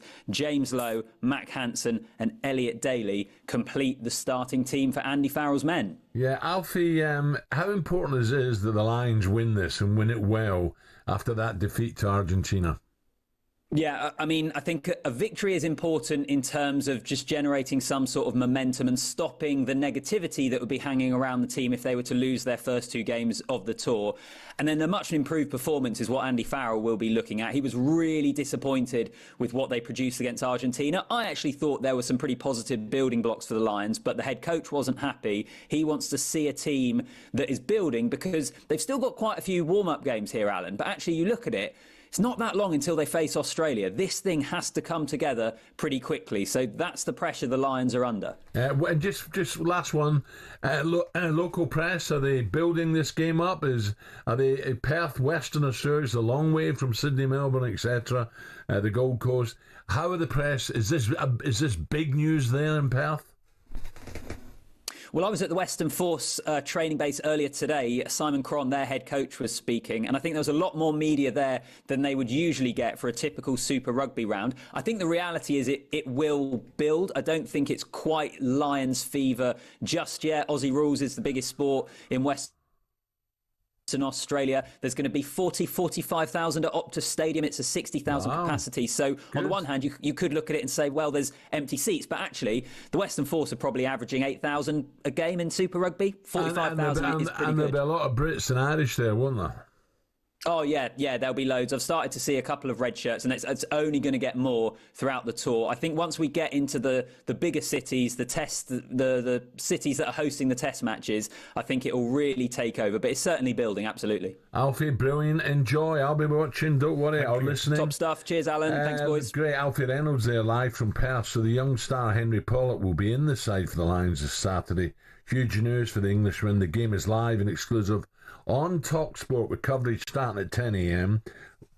Pardon me. Well, every day this week over on talkSPORT 2, you can hear Lions Uncaged as we bring you everything you need to know from the Lions camp, including exclusive interviews, breaking news, and some of the behind-the-scenes stories that you won't be able to hear anywhere else. So don't forget, we'll also be bringing you live commentary of all 3 test matches, plus the warm-up games, and talkSPORT is the only place on national radio we can follow all the Lions action. That was all thanks to Alfie and our friends at Tenamen. Qatar Airways Lions Tour Roundup on talkSPORT with coverage sponsored by Tenamen. Show nothing but confidence this summer. Choose boxer shorts with built-in protection for drips and dribbles. Visit tenamen.co.uk today. Now, the start of the new EFL season will be split over the weekends of the 1st and 3rd of August for League 1 and League 2, and 8th and 10th of August in the Championship. One side back in the second tier, and I'm delighted, is Charlton Athletic. John is now to look ahead to the new season as a striker. Scored the playoff semi-final winner last month. Matty Gordon. Matty, very good morning. Good morning, Matty. Morning, boys. How are we? Good. How you feel, Matty? It's lovely back in the Championship. That's where you want to be, and then maybe one more. That's it. That's what the aim was at the start of the season. I think it's got to be everyone's aim to try and achieve promotion. And yeah, we've done it probably the best way at Wembley. Yeah, brilliant. Charlton's I remember playing there. The old Valley, whoa, the crowds you used to get was fantastic. So it's a real proper old, how can I say it, the Dockers and family club, a real good place to play. Yeah, it is, yeah, and the crowd since the turn of the year really have just kept on climbing, and then we saw how it was at the night of the semi-final when they all come on the pitch and 27,000 was there, and it's a special club. Obviously, it's a club close to where I live, so it's pleasing that I've managed to be a part of the first step of their journey. Matty, the fixtures are released today. I remember when we used to always look forward to seeing who you had on the first game of the season, last game of the season, Boxing Day, around that period. What are you looking out for, mate? Yeah, obviously, naturally, I'm just going to look straight for the Coventry game. Yes. Your old club, and I didn't get really to say my byes when I left there, so it'll be nice to go up there and see a few friendly faces and catch up with a few people. But then the first game is obviously the important one. Obviously it'll be nice to have it at home, and then just obviously naturally as a footballer you look straight at Christmas and see if you're at home Boxing Day. What about absolutely. Didn't bother you, did it? You'd still be out Christmas Day, wouldn't you? No. Coventry were a little bit. They came with a run, didn't they? Just failed Cov. I was hoping they were going to come up, to be honest. Yeah, they come up just short. Obviously, literally the last second, wasn't it, when Dan Ballard scored the header? But they're a club that are on the up. Things are changing around the football club, and I'm sure it's only going to be a matter of time before we see them back. How are you feeling yourself, Matty? I mean, a great season last season. I mean, the goals you scored, 19 goals, but only one assist. Brilliant. I see, Matty. So you don't seem to want to pass when you get in front of the goal. That's not me, Gabs. If I'm inside the 18-yard box, no one else is having a shot. It's me. But no, most of my goals are around 6-10 yards out. So assists has never been a big part of my game. But it's I'm with you. Who cares about stats, about assists? I agree, mate. I agree. Hitting the back of the net, isn't it? Oh, I totally agree. No one looks in the paper the next day, do they? No. And looks. There's your golden boot for the most assists. Sling it in the bin. I'm with you, boys. Sling it in the bin. I'm with you. Tell me about your time with Gyökeres. What sort of player is he? Yeah, he's what he's done. Probably since he come in at Coventry, has been unbelievable. To be fair, he come in on loan and didn't really do much. And then we signed him in that summer, and he come back a different animal. And yeah, he's so quick, so powerful, and probably the biggest part of him, he was so driven to go on and do something. And I think he's probably done that again at Sport, and he's gone there and been like, I'm the main man. I'm gonna score 30, 40 goals a season and kick on again. And I think he deserves his move when he gets it. Yeah, brilliant. Matty, where about you? Blackheath way? You around that part of South East? No, London? I'm all the way down now. I am. I'm Faversham, so on the way to Whitstable, Canterbury. So I'm right down. Yeah, so nice part of the world, but just a little bit out of the way of everything. Well, listen, good luck. We look forward to the fixtures. Hopefully you get your wish on Boxing Day. Enjoy pre-season. All them runs. Pre-season. Yeah, cheers. Oh, dear, my leg. I had a shiver in my legs there even talking about it. Matty, keep the stuff that assist. Keep hitting the back of the net, pal. Will do. Good luck, mate. Good luck. So Charlton back up. I scored my first goal for Villa at Villa Park against Charlton. Did you? Alan Simonson played for them when we played them in. It's quite a funny story. We'll do it after the break. Yes. It just takes a little bit of time, but it was an FA Cup tie. I'll never forget it. I'll come back to you in just a moment. 7:43. Still to come on talkSPORT. Superstar Breakfast preview on talkSPORT with Travis Perkins. From excavators to skips or cement mixers to pressure washers, Travis Perkins Hire has all your landscaping needs covered. You're simply the best. Better than all the rest. Better than anyone. Yes, the best quiz in radio is back at 9:15, and after Gab got the better of Sam, the Everton fan, yesterday. Easy. He's taken on a former Liverpool winger this morning, Jermaine Pennant. Beat him easy, mate. Be careful what you say, Gab. Simon Jordan paddle. Ho, ho, ho. I'll beat him easy, Al. Let's hope Gab's brain is switched on this morning. Which pink bird is often seen standing on only one leg? Peacock. Easy mistake. No. I tell people you mean you do that. That was a look ahead with Travis Perkins. Superstar Breakfast preview on talkSPORT with Travis Perkins. It's easy to hire at Travis Perkins with a Travis Perkins trade account.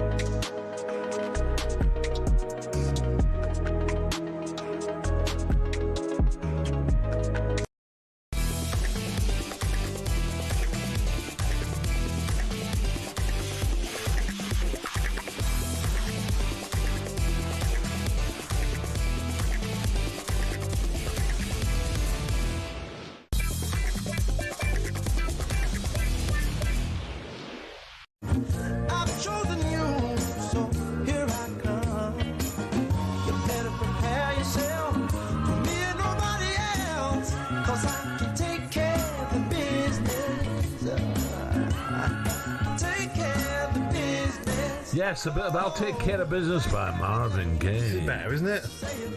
Yeah, but it's one of his... You don't like it? One of his worst songs. No, it's a great tune now. How are you? You're out of line, mate. To get in the mood for Transfer Tinder in just a moment. But that's not the only reason why we're playing the Prince of Soul. I can't wait for this. Well, Sports Bar host Jamie the Chunk O'Hara and Jason Cundy are planning a successful career in business. Oh, God. Oh, yes. With a clothing website called dadbod.com. Dadbod? What is this? Last night they were weighing up whether... Oh, here we go. Whether I should get involved. Cheeky. Who's modelling this? Do we need Big Al? We need Big Al. Do we? You know, but it's nothing worse than buying from something, on TikTok shop or whatever, on Instagram or whatever, and you get it, and it, it's rubbish. Doesn't look good when you go down the list. You got small, medium. Yeah, but we're not doing small mediums. No, we're not. They're not available. Exist. They don't exist. Small medium don't exist in a dad bod, right? That don't work. It's large, XL, XXL, and then. Oh my God! Then we just make up our own one and just call it Alan Brazil. Cheeky. Don't have it, Al. Oh, no. I'll get my own back tomorrow from 6 till 10. Listen to them two tubes in this chair in this studio. Don't worry about that. I'll get my own fun back tomorrow listening to you two. I wouldn't trust anything them two get going. No way. Dad bod. What's that? Yeah. Dear, oh dear. No idea, have they?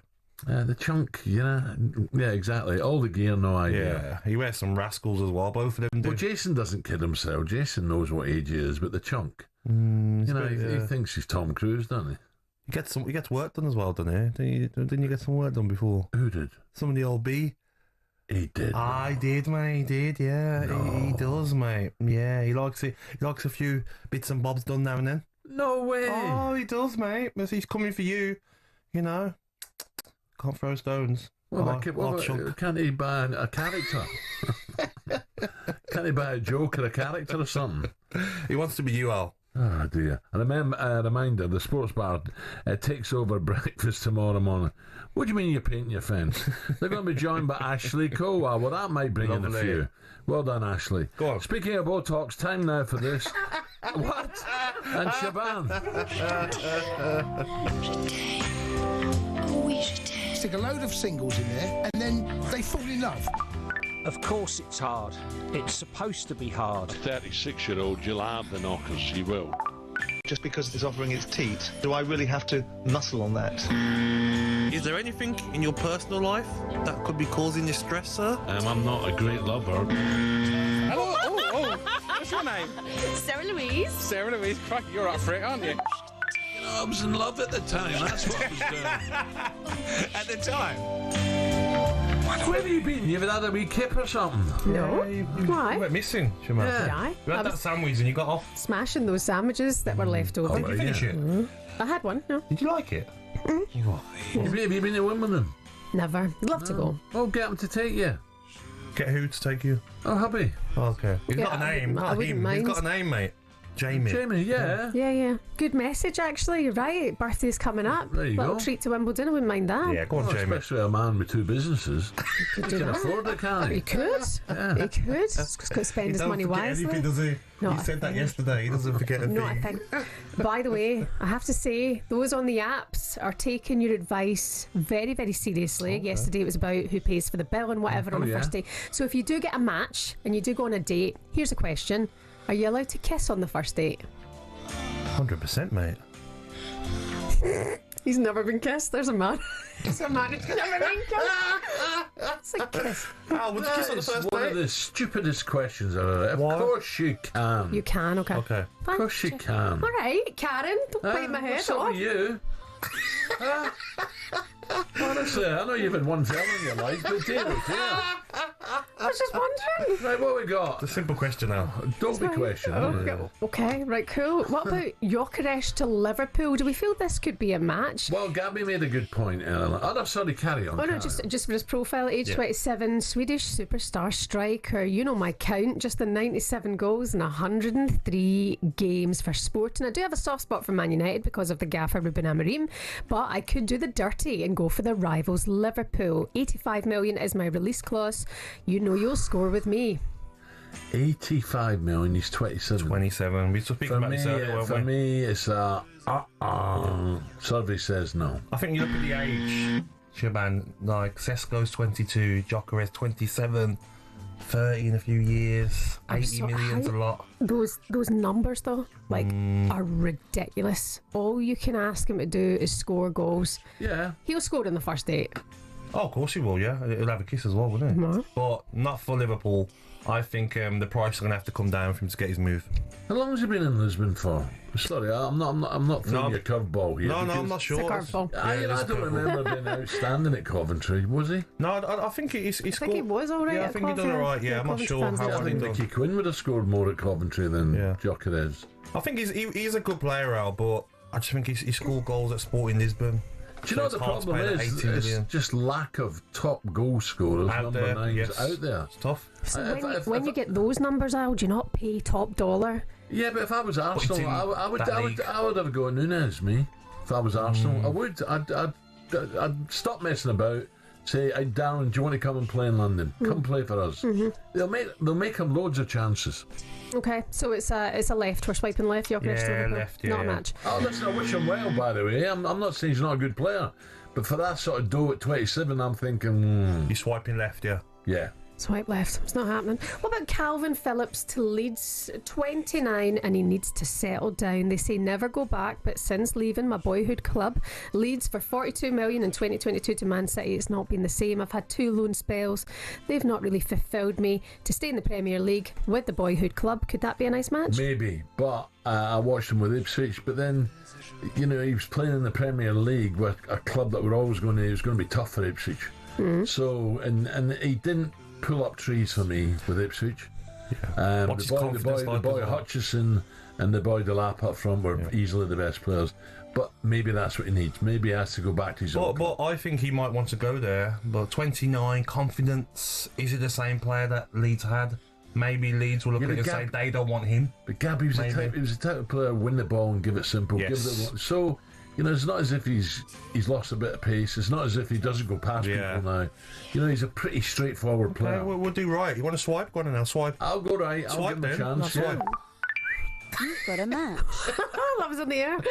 Noni Madueke to Arsenal, 23, currently in West London. Wouldn't mind a cheeky move to the Emirates, bearing in mind 43 appearances for Enzo Maresca's side last season, scoring 11, providing 5 assists.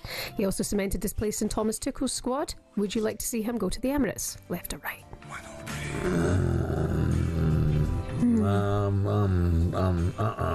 No. The reason why to know, because I think he's enjoying his football at Chelsea. He plays a lot at Chelsea. It's not as if Chelsea wants to get rid of him. He plays most games for Chelsea, so I don't see that one happening. And I think Chelsea are going to improve as well. Yes, so I think stay at Chelsea. I'm Gabby. Yes. Guys, it's been an outstanding transfer tender this week. Thank you very much. Thank you very much. Enjoyed it. All of you have got a match coming up this weekend. There's one transfer though. Sean Maloney's gone back to Celtic, hasn't I he? see that. Yeah, I've the seen player that. pathway. Yep. Yeah, kind of. Nice little job for him. That's an top player. Celtic got a tough start. You know, I was laughing it off the other week, but the Celtic start's not easy. And of course, the old Rangers mob are getting excited. They're getting excited. Do you think Celtic still win it though? Yes. But it might be a wee bit tighter. It might be tighter, but we'll see. I think Brendan. I want to see what sort of football Russell Martin's going to play. If he's going to play that risky football from the back, be interesting. This Tony Bloom injection to Hearts is interesting as well, isn't Correct. it? Saying he wants to disrupt just the predicted. Well, I've said it for ages about time Edinburgh had a challenge. 100%. And he's a clever man, I promise you. And he's obviously seen something in Hearts and thinking, yeah, we'll have a go at Celtic Rangers. Yes. Reminds me of Succession. Is it Succession? Brian Cox. Yeah, when the Suns went and got the shares in the football club in Scotland, they got the wrong one. Yeah, no, absolutely. Yeah. Well, he was Brian Cox was from Dundee anyway, wasn't he? Mm-hmm. All right, Shaban, thank you. Cheers, lads. Yeah. Go and talk him into Wimbledon Centre Court. Lovely. Happy swiping. Love you. Bye. 2 businesses. Have a good weekend, right? Coming up 2 minutes to 8 o'clock.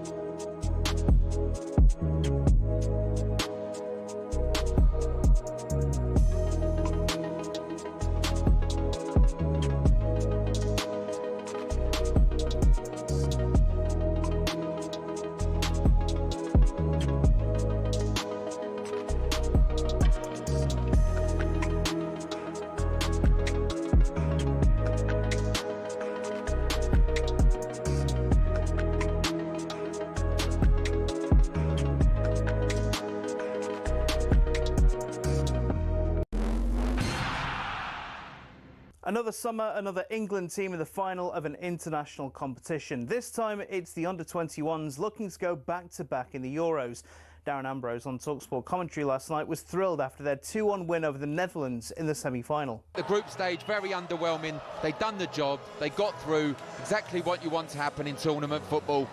But anything but in the quarterfinals and semi-finals. They've been magnificent. Well, it was Harvey Elliott, the man of the hour, bagging both goals. Lee Carsley couldn't speak higher of him. I thought he was outstanding. I think he's definitely grown as the tournament's gone on. I think, he was definitely frustrated at the last tournament with the amount of game time he had, but the players that he was competing with, him and Charlie, had to be patient. They showed during the qualifying campaign that they were ready to lead and they were ready to carry the team on. Now, is that the sort of player Arsenal could do with? Not that he's heading there. Someone who we understand is Brentford's Christian Norgard. We understand the clubs have agreed a fee of around £10 million, but broadcaster and Arsenal fan Harry Symeou's all a bit underwhelmed. Are Arsenal better off now with Christian Norgard coming in and Martin Zubimendi coming in than they were with Partey and Jorginho and potentially Rice as cover for the sixth role? Yeah. And So have you levelled up? Have we levelled up? I don't think we've levelled up. I don't even think we're at the same level. Get more transfer chat at talksport.com. And finally, a Club World Cup game befitting the name. Tonight it's a small matter of Man City v Juventus in Orlando for the right to top Group G and avoid playing Real Madrid in the next round. Now, the weather's been a massive talking point throughout the tournament, and with temperatures set to exceed 30 degrees and thunder and lightning expected in the area, well, it might be once again. But Pep says it's no advantage to any other team. But the hot is, it's obviously, so we're going to change it, right? So it's better to play like the last stadium, like we played. That was fantastic. But I think all the teams have to handle it. So it's what it is for the new World Cup, next World Cup. The people know it already. But yeah, we have to be ready to suffer. And remember, Man City v Juventus is our live commentary this evening. Build-up is from 7, kick-off is at 8.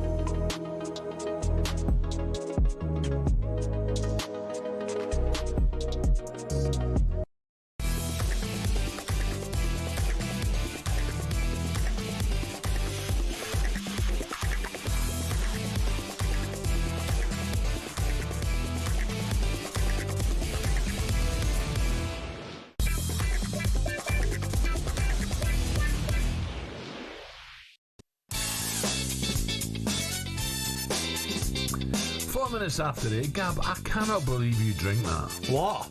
What are you drinking there? What is it? Tell the listeners. So it's an iced coffee with caramel and vanilla inside. Keeps me awake, mate. Is that right? You're joking. I'm not joking, no. That's murder. If you're outside in the park and it's boiling hot, not in a freezing cold studio. Yeah, but it's like, it lasts longer, doesn't it? This will be like half left when yours is gone. Yeah, but I want a warm coffee. I want a cold one, Al. Oh, dear. I'm in the younger generation now. Yeah. talkSPORT Breakfast with Arnold Clark. Get the UK's best used car deals guaranteed. On the way for you this morning, we've got a great second part of the show coming up. British tennis star Dan Evans joins us. He progressed into the quarterfinal at Eastbourne after beating world number 13 Tommy Paul. Dan plays his quarterfinal today, 12:30. I was reading about Dan. He said his confidence in grass now is growing and growing. He's in great form, isn't he? Good lad as Former well. British and Irish Lion Mark Cueto will join us. The head coach Andy Farrell has revealed his team for the first Australian warm-up game against the Western Force on Saturday, Perth, live on talkSPORT. And finally, don't miss the best quiz on radio. Gabby will take on a very special guest and simply the best. Easy. Now, what about last night? Liverpool's Harvey Elliott fired two crackers for me. He fired England into the final with 2 goals against the Netherlands last night. Manager Lee Carsley's on the verge of winning back-to-back Euro Under-21 championships, having won the competition in 2023. But the old enemy, Germany, stand in the way. Lee was full of praise, though, for two goals scorer, Harvey Elliott, and one with the right foot, one with the left foot after the game. I thought he was outstanding. I think he's definitely grown as the tournament's gone on. I think he was definitely frustrated at the last tournament with the amount of game time he had, but the players that he was competing with, him and Charlie, had to be patient. They showed during the qualifying campaign that they were ready to lead and they were ready to carry the team on, along with the other players. But Harvey's getting stronger as the tournament's going. He's a threat in front of goal, which we always knew. He's definitely got assists in his arsenal as well, and hopefully he can continue that in the final. Do you know what? He took them beautifully. Right foot lashed it in, Yes. second foot, great piece of ball skill, and just basically tucked it away, placed it away with his left foot. And I think you see what's so good about his second goal is that mostly you'd go the opposite corner. He's reversed it back. Keeper's got no chance. Yeah. Okay, so let's get more on last night's win and discuss whether Harvey still has a future at the top of the game.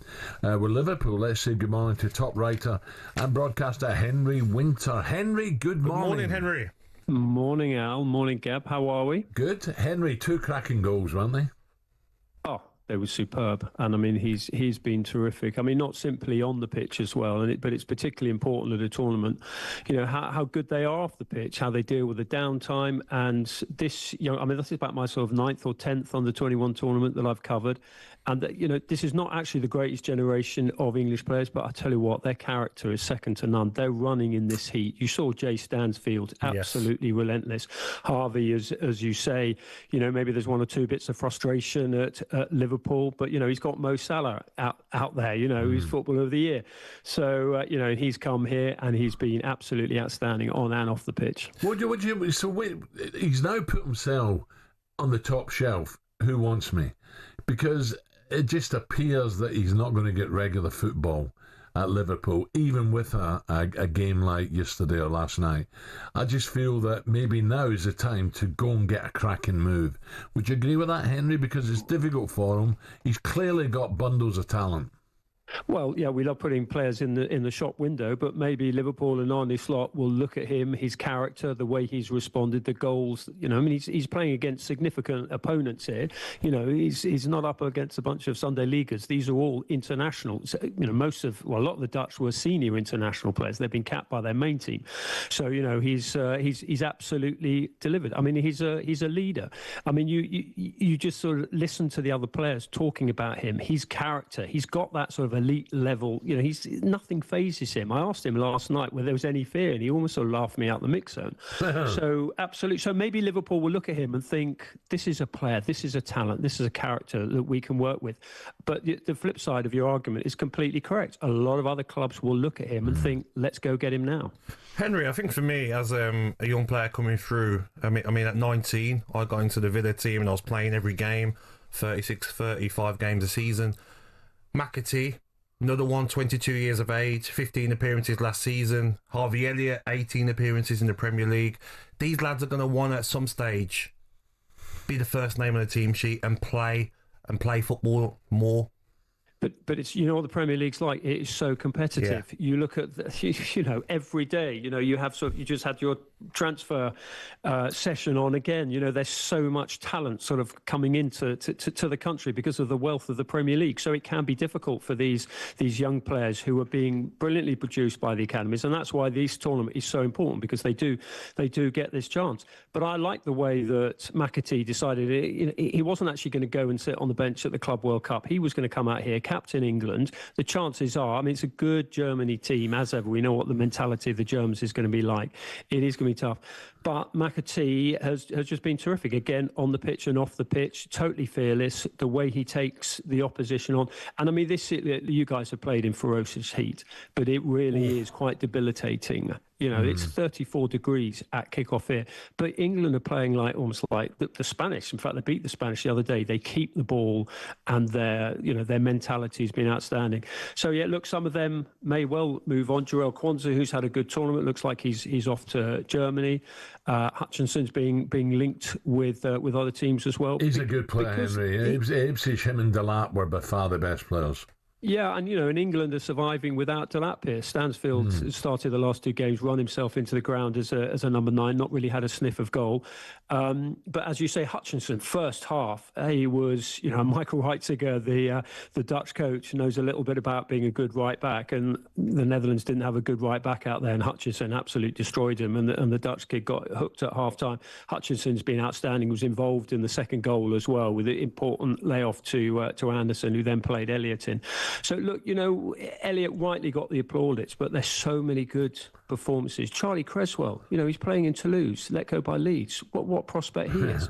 So, all over, and they're all good characters as well as good players. Henry, just have you seen much of the Germans, the other finalists? Are they good? Are they a top side? Do you make them favourites? Do you know, I think probably most people will make England the favourites because of the way they've been playing, because of their resilience and the character. And Elliot Anderson's been outstanding. Livramento's been outstanding. Beadle made a mistake yesterday, but he's had a pretty good tournament in goal. All over. Scott in midfield has been absolutely tireless. But I mean, it's Germany. We've got too much sort of history on the pitch to take them lightly. They've got probably one of the players of the tournament. Everyone seems to be calling him Voldemort, and I hope he hasn't got that sort of spell over England. Watermark. I mean, he is huge. He's tall. He's good in the air. He will be an absolute threat. But that's Charlie Cresswell's type of game. And every game England played, you see Harvey Elliott here. Someone has stepped up for England. Yeah. Henry, I wanted to ask you, you're the perfect man to ask, actually. I've seen a report yesterday about maybe Aston Villa selling the women's team, and also maybe a stadium name change for Aston Villa might be involved, Adidas as well. Is this the problem that PSR has brought for clubs, that they've got to try and go down this route? Yeah, I mean, it's an issue of player wages. It's an issue of PSR. It's an issue of owners wanting to make a return. And then, of course, you've got the fans quite rightly saying, well, hang on a sec. And in fact, Villa have actually been quite sort of good this time on ticket pricing. It's an issue. They're being sort of attacked financially from all angles. And it's specifically pointed at the moment because July the 1st is when you're going to see. I was listening to your transfer. A lot of the deals will start kicking in on July the 1st. A lot of it, because that's when the sort of PSR accounting sort of changes. So, yeah, I mean, I can see it. But you know what, Gabby, fans are always going to call it Villa Park. Oh, of course. I don't think, you can put Adidas, you can put Dunkin' Donuts, you can put whatever you like in front of it. It's still going to be Villa Park.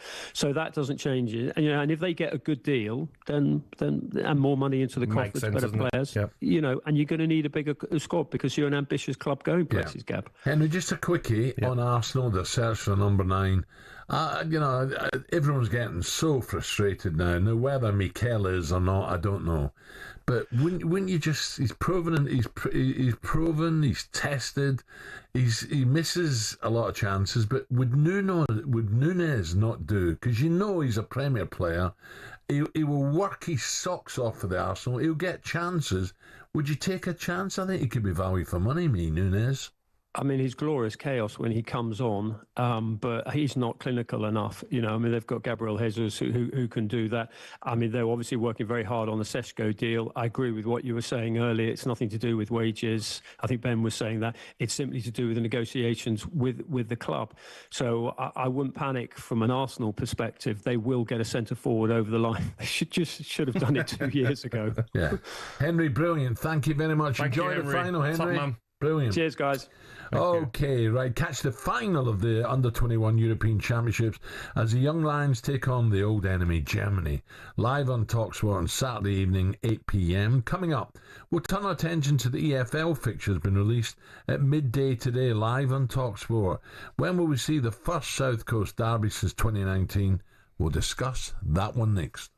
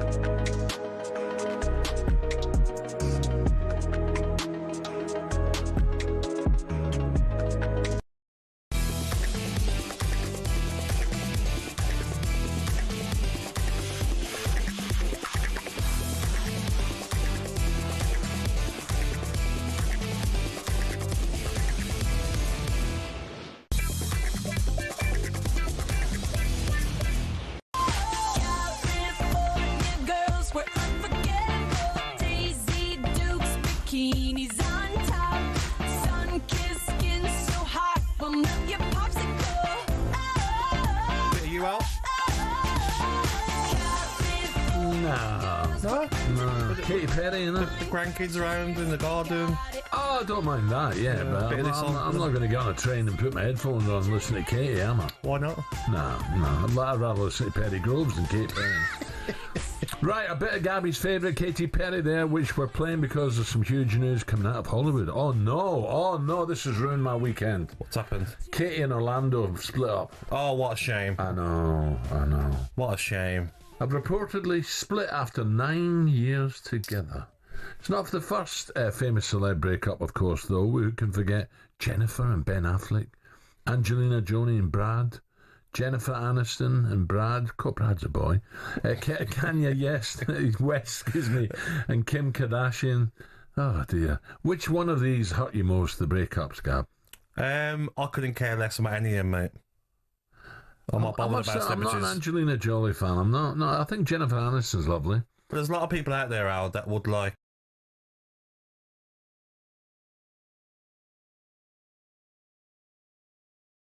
Fussy cow.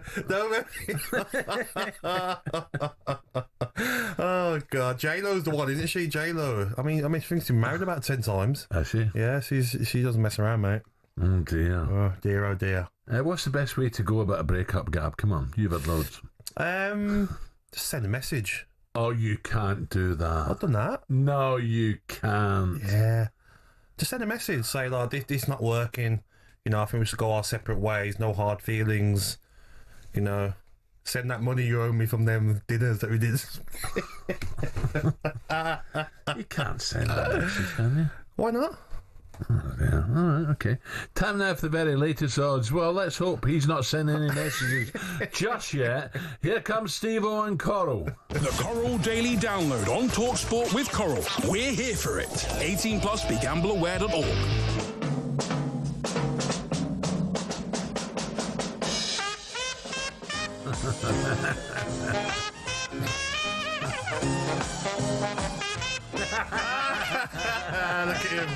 Look at him. All shirted. It's old Stony Steve-O. Stony face Steve-O. Gentlemen, a very good morning. I'm quite sure what happened with the opening there, but morning, Steve-O. I love your showbiz roundup news. That should be a regular item. Well, you know, if a name keeps coming up, Steve, there's got to be a problem. It's me, it's not you, or whatever the excuse is. But how are we, gents? All good, mate. All good. Steve, what about we? I say we as in Coral. Is it England favourites or is it Germany favourites? This is so close. Which probably no surprise to anyone. Two betting as always, two lots of betting. One obviously is to lift the trophy. That's what matters. And that we can't split them. 5-6 England, 5-6 Germany. So you pay your money, you take your pick on that.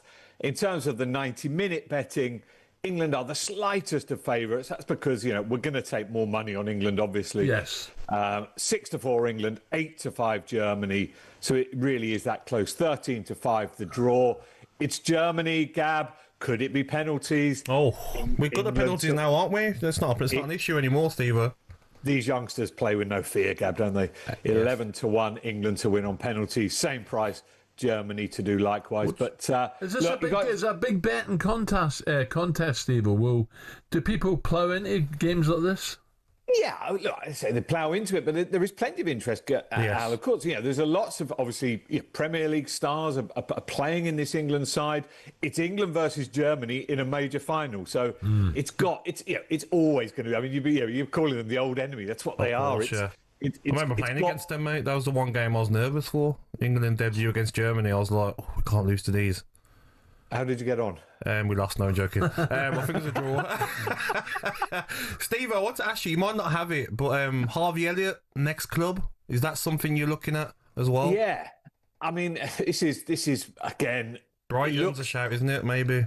Brighton in there, Fulham in there at Palace, 5-1, Crystal Palace 8-1, Leverkusen 8-1. There's some suggestion he could go abroad. Wolves. I mean, look, so many clubs. Newcastle 8-1. Wolves. Aston Villa. Gab, I assume you take him. You'd love to see him at Villa Park. 100%. I think that's the problem we're talking about earlier, weren't we, Al? That like he's a top player, isn't he? But he's at one of the top clubs in Europe, where maybe he's not at that level, but he'd certainly get a top Premier League club as well, like a top 8, top 9 club.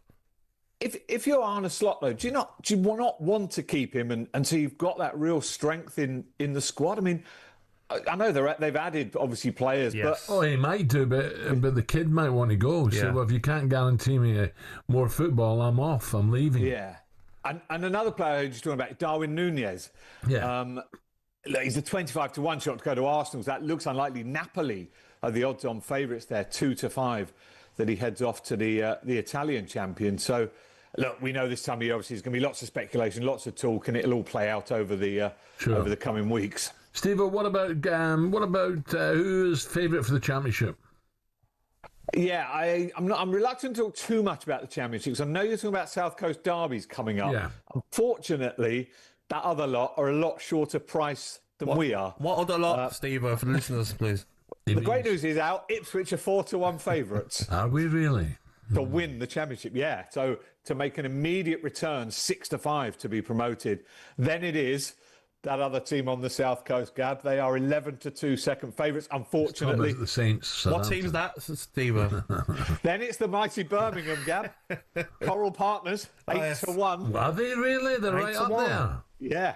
I mean, we are expecting them. I mean, look, we've seen Jay Stansfield obviously in action in the Euros. We're expecting them to be right in the mix, obviously. Sheffield United, I mean, look, all the usual suspects in there, but again, we know how Coventry. How tough. Coventry, Coventry are 7-2 shots to be promoted. Obviously Frank did a tremendous job there. So we know what a competitive division that is, but I'm not even going to talk about championship relegation. Well, my producer just says, what about Stoke? So we can talk about relegation if you like. Unfortunately, Portsmouth are quite a short price for that. So should we move on? I'm really looking forward to this Juventus-Man City game tonight. What about you boys? What about the Irish Derby? Come on. What about the what? The Irish Derby. Oh, yeah. This is obviously back on the horse racing front.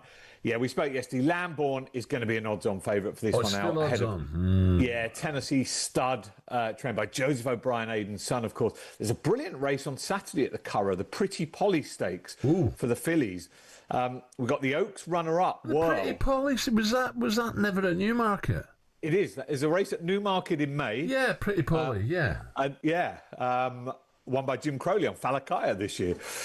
There's also the Irish version at the Curragh. But this Kalpana is fascinating. She runs in the famous Jubmont colours. And this is the race that Blue Stocking won last year in the same colours. Yeah. And, of course, she ended up the season winning the Arc. So keep an eye out for this Pretty Polly.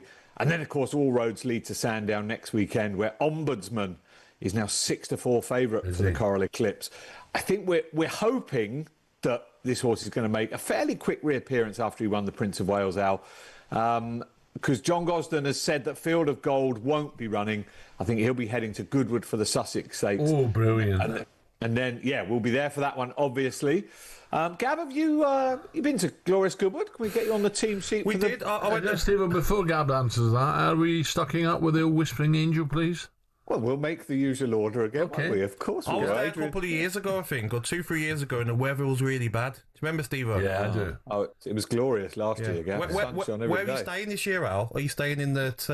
Well, where do you think I stay? I don't know, mate. Eh? There's a hotel that you weren't too fond of, remember? No, that was not me. Who was it? No, that was... Here we go, Steve. I believe that's cool now. What you've got to remember, Gabby, you're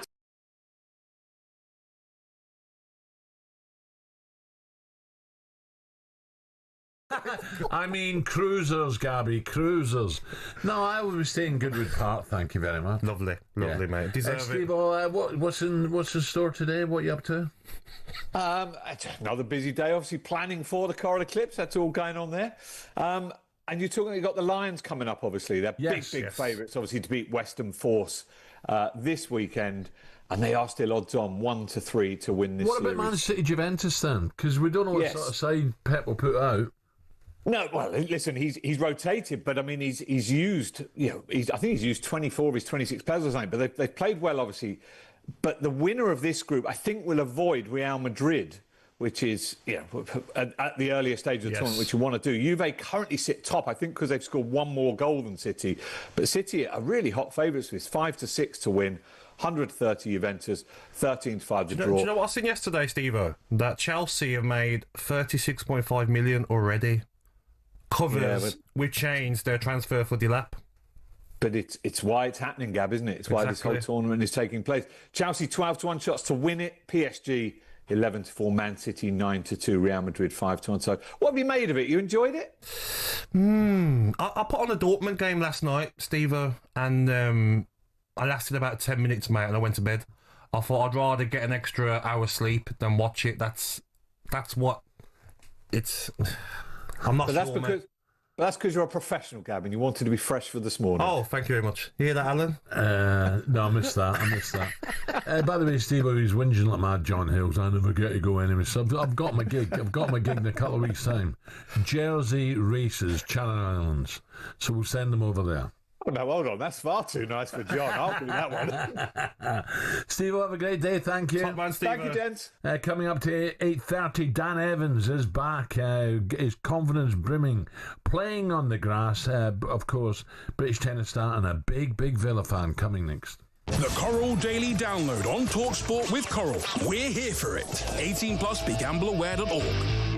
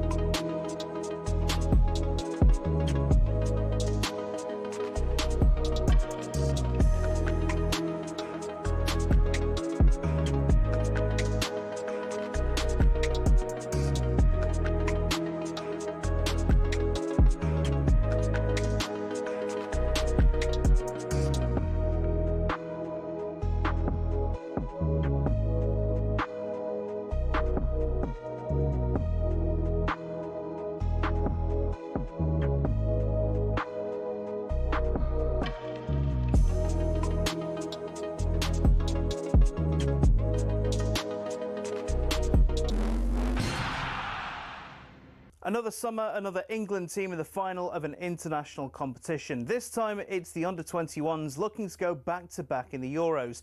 Darren Ambrose on talkSPORT commentary last night was thrilled after their 2-1 win over the Netherlands in the semi-final. The group stage, very underwhelming. They've done the job. They got through exactly what you want to happen in tournament football.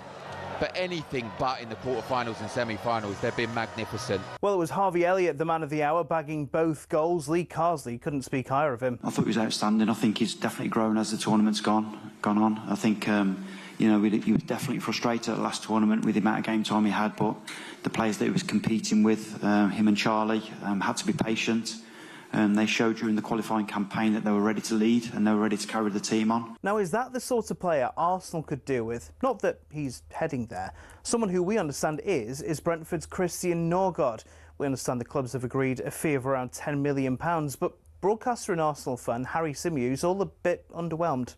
Are Arsenal better off now with Christian Norgard coming in and Martin Zubimendi coming in than they were with Partey and Jorginho and potentially Rice as cover for the 6th role? Yeah. And So have you levelled up? Have we levelled up? I don't think we've levelled up. I don't even think we're at the same level. And remember, Man City v Juventus is our live commentary this evening. Build-ups from 7, kick-off from 8.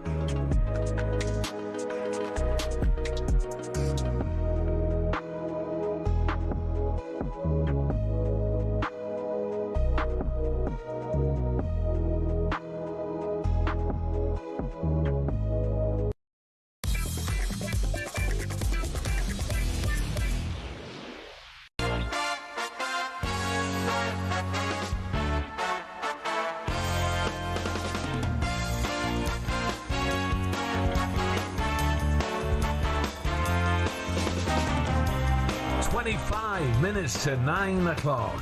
talkSPORT Breakfast with the Arnold Clark Art. Buy a car and opt in to Arnold Clark Rewards to enjoy access to great giveaways and everyday perks. Gabby's with me now. Wimbledon just around the corner. Can't wait. And one man who'll be keen to make an impression is Britain's number 5, Dan Evans. But before that, Dan could reign victorious, we hope, in Eastbourne after an impressive win over the world number 13, Tommy Paul, yesterday. Dan faces another American, Jensen Brooksby, today in the quarters. Delighted to say Dan joins us now. Dan, a very good morning, Dan. Good morning, Dan. Good morning, guys. How are we? Very well, good, Dan. Very well. And I was reading, you feel your grass game is improving all the time. You're feeling more comfortable. Yeah, it's been a good start to the grass. Queens was obviously, I beat Tiafo and then had a tight match, but this week started to play a lot better and got 2 wins. So hopefully get some more today. So how are you feeling after yesterday? That was a great victory, but to go again at midday again the very next day, was it really warm? Are you getting a bit of a breeze down there? Yeah, it was quite warm yesterday. Today's a bit miserable, as you can see. It's a bit wet and windy, but the Americans shouldn't like that too much, and we're used to it. Yeah. Dan, is this the best you've felt in recent years going into Wimbledon? Because you're in great form, mate, at the moment. Yeah, I was saying it's funny, it's obviously getting older and played Wimbledon a lot. But this year, for some reason, I had no form coming into it. But then found some form, and it is the best I've felt going into a championships, which is a little strange. But I'm really happy that it is that way, and really look forward to getting to Wimbledon. But hopefully, as you said at the start of the show, get the job done here. What about this guy, Jensen Brooksby? What sort of player is he, Dan? Have you faced him before? We've never played. He's pretty unorthodox. Yeah, he's a very good mover, plays very different to most, so it'd be a bit of a tricky sort of tactical match. I want to ask you as well, Dan. I'm looking forward to obviously seeing yourself, watching you, Villa fan as well. Hoping you do well today and in Wimbledon. But I want to ask you about Emma Raducanu, because she's had a lot to deal with, hasn't she? Media attention. She's had to deal with a stalker, which is horrible to go through at such a young age. How do you think she will do, mate, in Wimbledon as well? I was pretty positive about her chances, and then to be honest, I didn't like how she was upset at the end of her match, and I think there's other things going on a bit with Emma. And I think yesterday after a match, she said she needed to get ahead in the game, which is never, there must be other things happening. So I think, which is unfortunate. As you said, the stalker stuff probably put the fright into her again, with Wimbledon intercepting the stalker trying to get tickets for the championship, which again, as you said, can't be easy for Emma at such a young age. And I hope she just forgets about the results and goes out there and enjoys it, because it's an amazing championships. And if she does that, you just never know. But this year, I think it's about looking after Emma and not getting on her back. 100%. Dan, what about, do you know your opponent? I know you're concentrating on Eastbourne, but do you know your opponent in your first match at Wimbledon? No, draw will come out tomorrow, so right. Yeah, everybody's will be locked to their screens tomorrow around this time, actually. Yeah. We had Alan and Ray Parler had Nick Kyrgios on the show on Tuesday, and he said tennis is lacking characters. Would you agree with him on that, Dan? Well, it depends what characters means. You can't just say trouble. You want. You can't just cause trouble everywhere you go. Do you know what? He sat here like a mouse as well. He was charming. He was. Yeah, exactly. He's been sacked. He needs some work. That's why he wants to be on your team. I thought he was going to, kick the joint down, but no, he says if we go in the pub, I'm like, whoa, this guy's all right. He didn't go for the morning debrief then. No. He hinted about it, and I thought, no, we better not. We better not. No, he's probably right that we could do with a bit more. Not reading off the script in press conferences and stuff like that. But, everybody's got, agents now, people telling them how to be, how they think they should be. And sometimes it's better to just be yourself, and you can't fault Nick. He's always himself, and he's a good guy deep down. What about just one last one, because you're preparing for your game, Dan.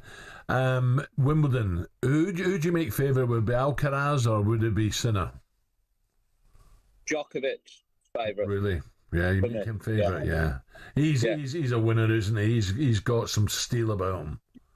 Yeah, he'll have been watching that final, and he actually played a great semi-final against Sinner.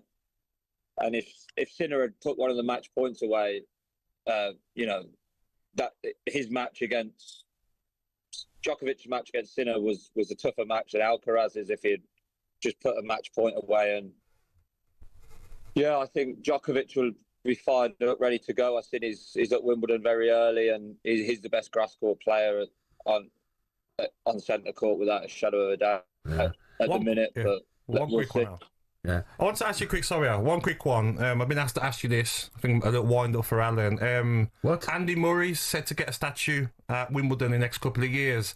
Alan was quite vocal on Andy Murray during his career, was he not? No, it wasn't. No, it wasn't. No.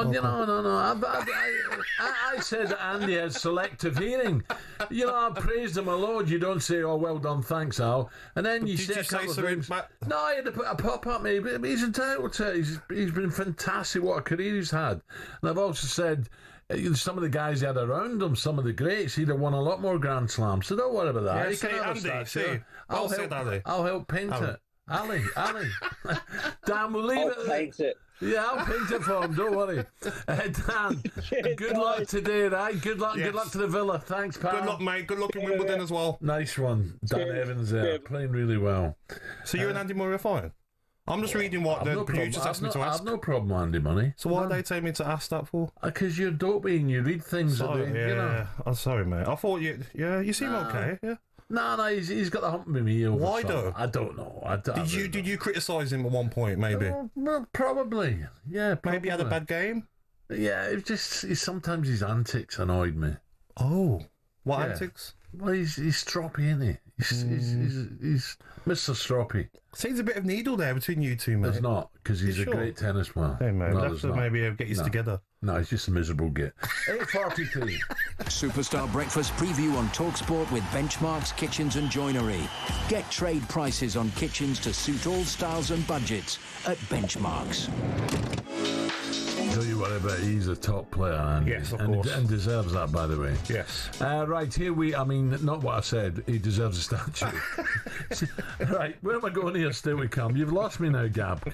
Right, at 9 a.m, Arsenal fans, we want to hear from you. There's no sign of that striker yet, but Nurgard, Kepa, Zubamendi reportedly on the way. Gabby says we're shopping in Lidl while City and Liverpool are in Waitrose. That's what he's saying. You're shopping in Lidl. Well, that's a bit... I didn't say that. That's a bit harsh, I didn't say that. Well... I said Asda.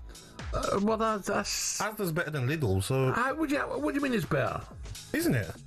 Well, some people prefer Lidl. It suits their budget, and they like Asda. other favourites. Sainsbury's Asda, but this thing Arsenal aren't shopping in Waitrose, are they?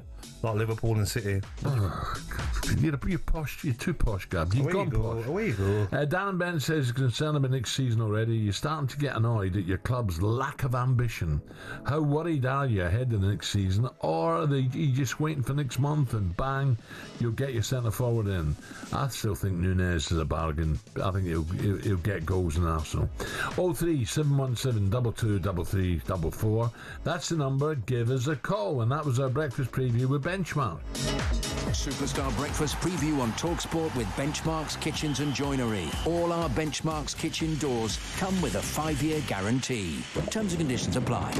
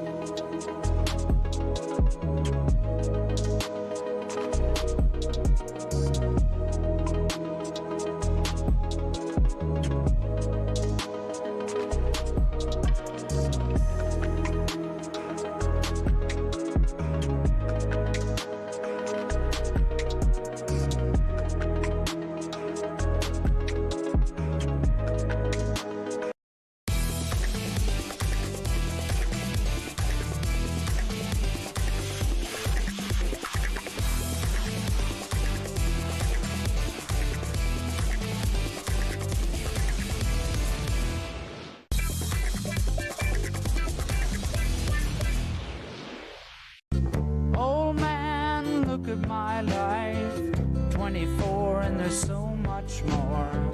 Live alone in a paradise that makes me think of two.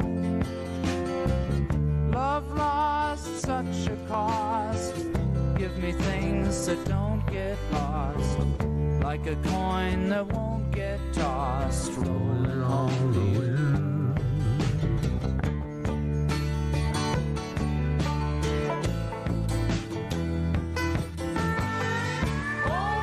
Take a look at my life, I'm a lot like you.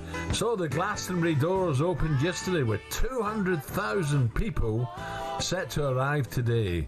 The 1975 Olivia Rodrigo and Neil Young are the headliners.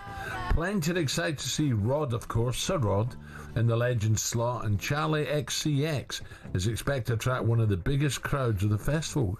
Ed, who are Charlie XCX, please? Never heard of him. Honestly, who are they? It's a female singer. Is it? What, is she country and western, or what's she? What? Pop? Never heard of her. Right, other stars including Biffy Clyro. Now they're from Kilmarnock, I do know them. The Script and Ray. Is it Ray? Yes. Gabby, have you ever been to a festival, a big one? Would you go to? Never been to one, never would go to one. Not interested in one. Because Chelmsford's good. Yeah, it's Highland Park, that's good. Well, just carnage, isn't it? Just chaos, just people all around you. Not if you're a guest. I went with Parlour. Oh, what happens as a guest? We were guests at Carlsberg. Oh, it was brilliant. What happens as a guest? What's different, mate? I'm not used to this guest stuff. You're ushered in and private bar and VIP. Yeah, basically. Yeah, really good. You'd love that, Gab. You'd love that. Mate, I'm one of the people, mate, unlike you all. You're just corporate everywhere. Gabby, you're got to such get a in liar. with normal folk, mate. No, you're not. That's why you don't go. That's going to fit nothing worse. You're Billy No, mate. You never get invited. Yeah, Wimbledon, festivals, invite me. No, not for me, pal. But no, people enjoy it, though. I'll see why. Oh, my daughter's, I think Lucy's definitely done Glastonbury. I don't know about Michelle, but there's a big one out our way in Suffolk as well. I can't remember what it's called, but that's a big one. But Chelmsford this year is very, very good. Yeah, I think Highlands Park. And also Chelmsford Racecourse, we've got a couple of good acts this year. Really, really good. But out of all the names you mentioned, Sir Rod, biggest by a mile. Yeah, without a doubt. It's going to be great. And of course, Oasis touring as well is going to be fantastic. So if you're sad about missing out on Glastonbury, we have the competition just for you. Talking of Oasis, the reunion of the century just around the corner. We're giving you a chance to win a pair of Oasis tickets in Manchester, and this is July 19. Yeah, you heard that right. Oasis Live 25 is sold out, but talkSPORT, we can get you in. But that's not all. Alongside the tickets, we'll put you up for a night in a hotel, and this is a beauty. We'll put $5,000 in your back pocket, completely tax-free. Listen up right now for everything you need to know and how you can win this dough. Alright, kid, you have to be over 18 to enter in the UK excluding Northern Ireland. For a chance to win a pair of tickets to the most electrifying rock and roll reunion of the century, a hotel stay and £5,000 spending money, all you got to do is text the word Oasis to 83338 by Monday the 7th of July at 11 p.m. and you'll be entered into the draw to go supersonic this summer. Sorted. Right, here's all the legal stuff. Text costs £2 plus one standard network rate message. You've got to have the bill payer's permission or post your name and number to Oasis Prize Draw, PO Box 3190, Colchester, CO2 8GP, to arrive by 5 p.m. on the 10th of July. This is a talkSPORT limited promotion run on talkSPORT, Talk and Virgin Radio UK stations. Full T's and C's at talksport.com. There you go. I'd like to have spent a little bit more time talking to Dan Evans. It was just... Oh, yeah, it was about to open it, wasn't it? Yeah. Yeah, he's a top lad. Villa fan, obviously. Is he a Birmingham boy? Yeah, I think he's a Solihull boy, I'm sure. Villa fan, and, you know, it's good for him as well, Al, in a frustrating season. We said he went into Eastbourne with no form. Yeah, and he's finally got that form now. Perfect time for Wimbledon. And I think I heard from one of the producers, you know, he's got his family that'll be staying with him during Wimbledon. So looking forward to today. Hopefully he can get through today, and you never know in Wimbledon, do you? Shock a few. I don't know if you read into, we were talking about Nick Kyrgios. Yeah. And they said there's not enough characters. He said, yeah, well, it depends what you mean by what type of characters. So he's just chaotic, isn't he? Clearly, he's a wild boy. He was on his best behaviour yesterday, I believe. Yes. Now, the good news is, and I don't mean this in a bad way, but the good news is we can't get hold of Jermaine yet. And I told Jay bottle it. No, he's not bottled it. The connection's bad. Nah, mate. But for you, because you don't fancy doing this quiz, do you? In 2025, the connection's bad. Al, after what I've done to the Everton fan yesterday, Pennant, he don't want it, mate. Oh, really? Yeah. He probably he probably left school in year 10, didn't he, Pennant? That'd be the easy win anyway, Al. So Gabby's been asking all morning for more information on Villa's struggles financially to balance the books. So who better to ask than Kieran Maguire, football finance expert. Here's Kieran with what you need to know. Kieran. As we've seen from the recent meeting of Premier League executives, clubs have decided to continue to allow the loophole which allows clubs to sell their women's team, any real estate assets, and similar to themselves, effectively set up a separate company through which you can then sell these assets at a profit and book those for PSR purposes. So the rumours that are circulating in respect of Aston Villa could be valid. Certainly Villa, of the 20 Premier League clubs, look the most vulnerable in terms of a breach of PSR, and therefore this would be one route. Chelsea have employed it. We've seen other clubs employ it historically as well, which would allow them to sell the women's team to a newly set up company at a high fee, provided that high fee is accepted by the Premier League. So it's going to be very much at the top end of potential estimates. Then that effectively is going to be pure profit, because the women's teams tend to be in the accounts at a relatively low value, and that could be the get out of jail free card, which would allow Villa to keep hold of their players and not have to sell them by the 30th of March. So have to sell them by the 30th of June. There you go, Gab. Does that make any sense to you? Yeah, I think it makes sense, especially when Chelsea have done it. There's no reason why other clubs shouldn't be able to use that loophole. And I think for Aston Villa, I think it's the wages that are a problem. They're paying big money, because last summer the RB was sold, I think, for 60-odd million. They went to Saudi Arabia. Douglas Luiz was sold to Juventus. That's not worked. He's looking to get out of Juventus as well. And then Duran went for big money in January to Saudi Arabia, and still... How's he been doing? Yeah, he's been doing okay, yeah. There's talk that he might want to leave on loan. I'm not sure if that's true, but after all them players leaving, and to still be in a bit of a bother now with PSR, it just shows the rules don't work. You know, if you want to try and get top 4 every season, you're going to have to pay these big wages. There's players like Kamara that are going to be signing a new contract. They're going to be wanting big money. Do you know what I mean? So the players that Aston Villa want to get... How are Real Madrid and teams like that? Because their revenues are a lot bigger. Really? So for instance, Aston Villa, I think they brought in just under 300 million in revenue last year, but Manchester United 700. That's the difference. Right. So they got 400 more to play with than Villa have. 400 million. So Aston Villa have to look at different options, like Henry said there. Even if they change the stadium to the Adidas Villa Stadium, whatever they want to call it, still be known as Villa Park to the fans. Doesn't matter if it brings in more money. I think did the new camp do it? Barcelona Spotify Stadium or the Spotify new camp? It's always been the new. Well, the Camp Nou they call it, but I call it the new. The new camp, yeah. But Spotify, I've got names on the stadium as well. But if that brings in revenue, fans won't mind, because to me, are you going to Villa Park on Saturday? That's what fans will say. Okay, coming up, we turn our attention to the Arsenal. Is the Norgard signing a good one, or is it just another player who, well, that's harsh, that is. I'm just reading the script, who won't help Arsenal win a trophy. That's not fair on him, is it, for God's sake? No, it's not his fault. We asked Gabby that next, and if you want to have your say, the number 03717 223344. That's the number to call. It's coming up to 9 o'clock.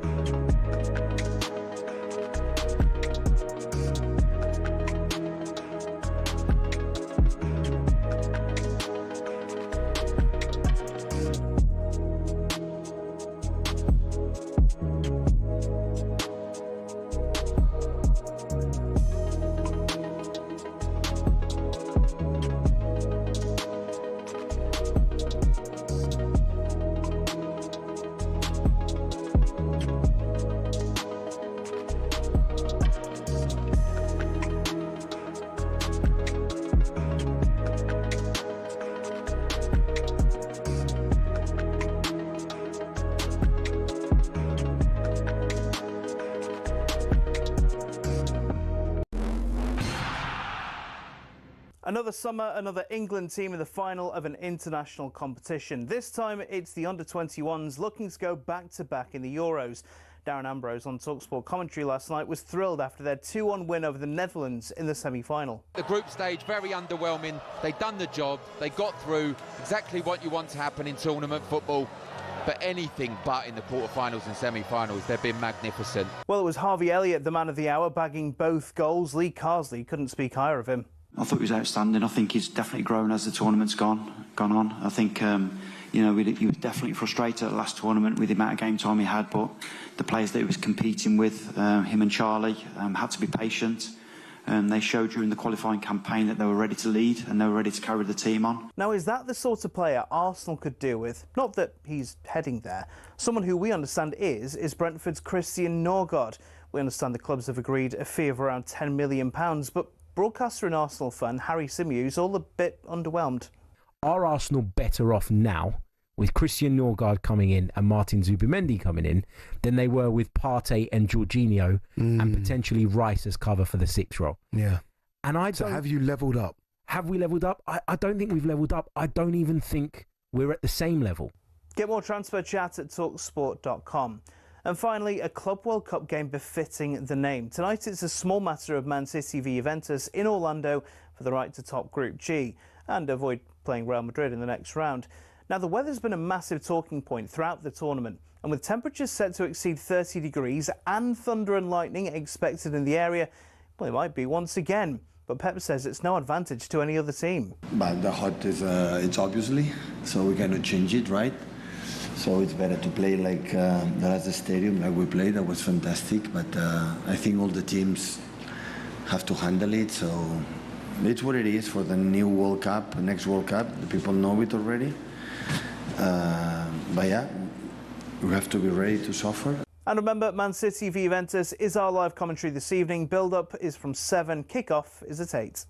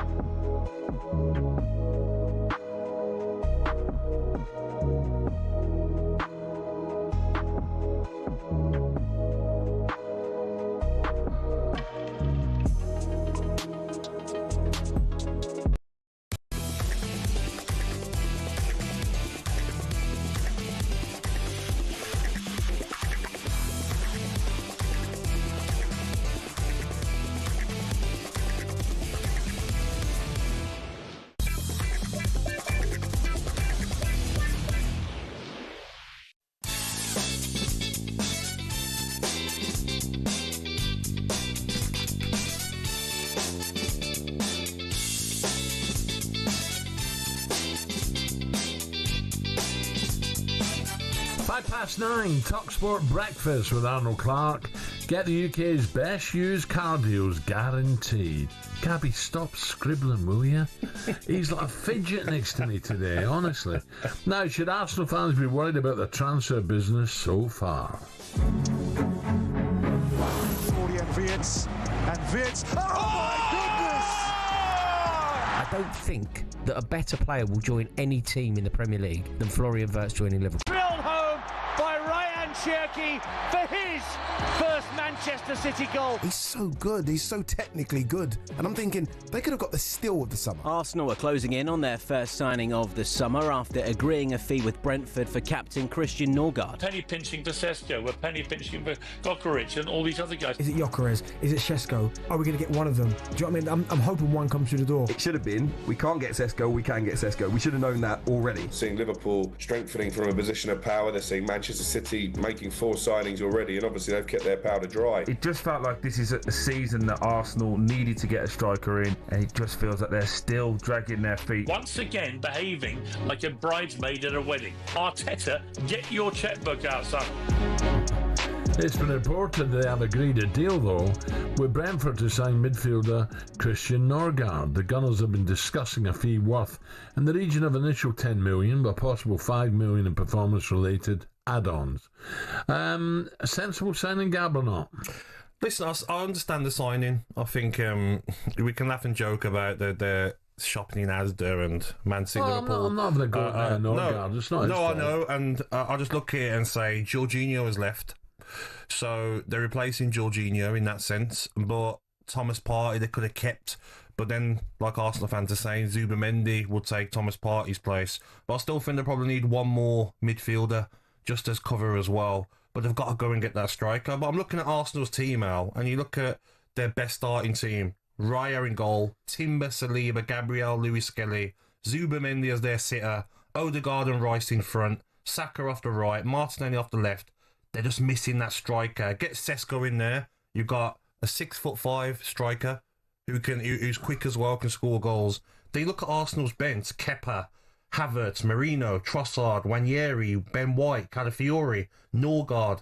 So Arsenal aren't far off, but what he has to do, Arteta, is unlucky last season in the Champions League. Played the team that went and won it, even the team that beat Aston Villa as well.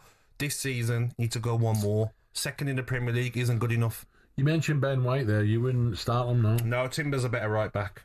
Quicker, 1v1. Ben White, I'm off. Yeah. Yeah, he's definitely number one, Timber. I think he's a good player, Ben White. He's a very good player, but Timber, Al, like, you don't see him get skinned 1v1. Very good on the ball as well. Athletic, and play centre-half if needed as well. But I just think for Arsenal fans now, a lot more are starting to say, one FA Cup in 5 years, Mikel. Spent nearly 600 million. You know, Liverpool, Al, they had a month off. They had time to go and have a lads' holiday in Dubai last month of the season. The manager had a nice party in Ibiza during the season in the last month, and they still managed to finish 10 points ahead.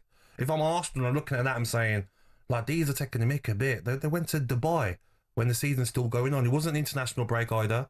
It was during the week before back-to-back games. Arsenal next season have to say, come on, it's our time to go and win the Premier League. Yeah.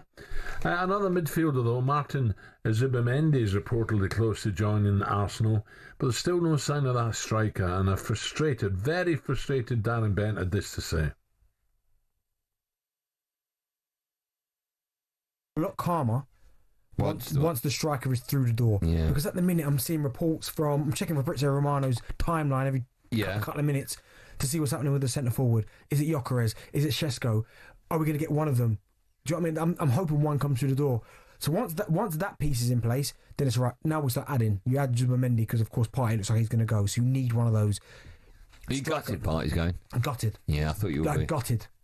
Because for so long, when it's him, Odegaard and Declan Rice, I like that three. Looks strong, big, powerful presences, nice balance in the middle of the park. You get rid of him and Jorginho's gone as well. And I like Zubimendi. I think he's technically a good player, but I'm looking for. I need to see what is going to come up against the Premier League. Gab, do you watch a lot of foreign football? You know, European football. I don't. No, when I watch La Liga, often it's Barcelona or Real Madrid. I can't lie and say that I watch Real Sociedad. I don't, but from what I've seen of him, especially playing for Spain as well, Al, he's very good. Sort of Rodri style player. You know, getting them number 6 positions, get on the ball, make things happen, and then defensively as well. But like Bentley says, it's going to be a test. You know, you've got no time to dip your toe in. You've got to be at it straight away because Arsenal have got a very tough start, like we covered a couple of weeks ago. So we're going to come on to that, right? Exactly. Because one of the reasons why everyone thinks Arsenal need to make a signing quick is because they have such a tough start. Gabby said they've had a nightmare start and may only take 7 points from the first 16 games, so 7 out of 18. One man who wasn't happy with Gabby is Arsenal Vincent Ray Papadopoulos. Not Ray. So that's 7 points out of a possible 18 I've gone for Arsenal. Obviously, I'm just guessing here, but that wouldn't be a great start for them. What price they get relegated, Arsenal? Gabby's put 5 on that. Look, why would they lose to Man City? I don't get that one. At the Emirates. They beat them last year. They beat them. They're pretty good at home. And I wouldn't put that down as a loss. I think they've got every chance of getting a result there. Liverpool, you set your stall out. I think City are going to be a lot better this year. Yeah, of course they're going to be better, but Arsenal should improve as well. And the Emirates would be bouncing as well. It'd be a great atmosphere. I think Liverpool, look, you can go up to Liverpool and get a result. There's no doubt about that. Newcastle's always difficult for any away team, but I can see them probably a lot more points than that. You're never going to please Parlour when you're slagging Arsenal. No, that great job he's got there as a diplomat, as an ambassador. He's got a rise, $600,000 a year now. So he's never going to agree with you, Gab. No, listen, like that was me having a look at the fixtures. Obviously, anything can happen. They can beat Man City on their day. I think Man City are a lot stronger. And watching them in this tournament, Al, Shirky, I mean, he's going to be a star, definitely. You said you liked him, didn't you? As a great signing, 30 million as well. But I'm looking at Arsenal, get that Šeško deal over the line. Hopefully Zubimendi can settle in really well. No big injuries, because they like to mention their injuries, Arsenal. But I'm sure they'll be up there. But I just think Mikel Arteta has to bring the big trophies now. Otherwise, there's talk at the end of the season. Is he the right man? Or is he a Neely man? Remember Neil Warnock ages ago saying... He said it, didn't he? Yeah, he said he won't win any of the big ones. No. Might get 90 though. No. Don't miss the talkSPORT Daily Podcast. It's a special on the Gunners. In today's episode, Jason Cundy looks at the Gunners' lack of signings, the difficult set of fixtures to open the season, and they are difficult, there's no getting around it. If this might become Mikel Arteta's final season at the Emirates, you hear more from Ray Party Parlour, Piers Morgan, Petty Groves, Darren Bent, available wherever you get your podcasts from. Coming up, Pennant has managed to finally work out how to turn his Wi-Fi on. What have I said? And he is fuming with Gabby for saying he didn't do any school. So the quiz is coming up 9:30 now. But up next, how important is the Lions get the tour back on track live on talkSPORT this Saturday? That's coming next.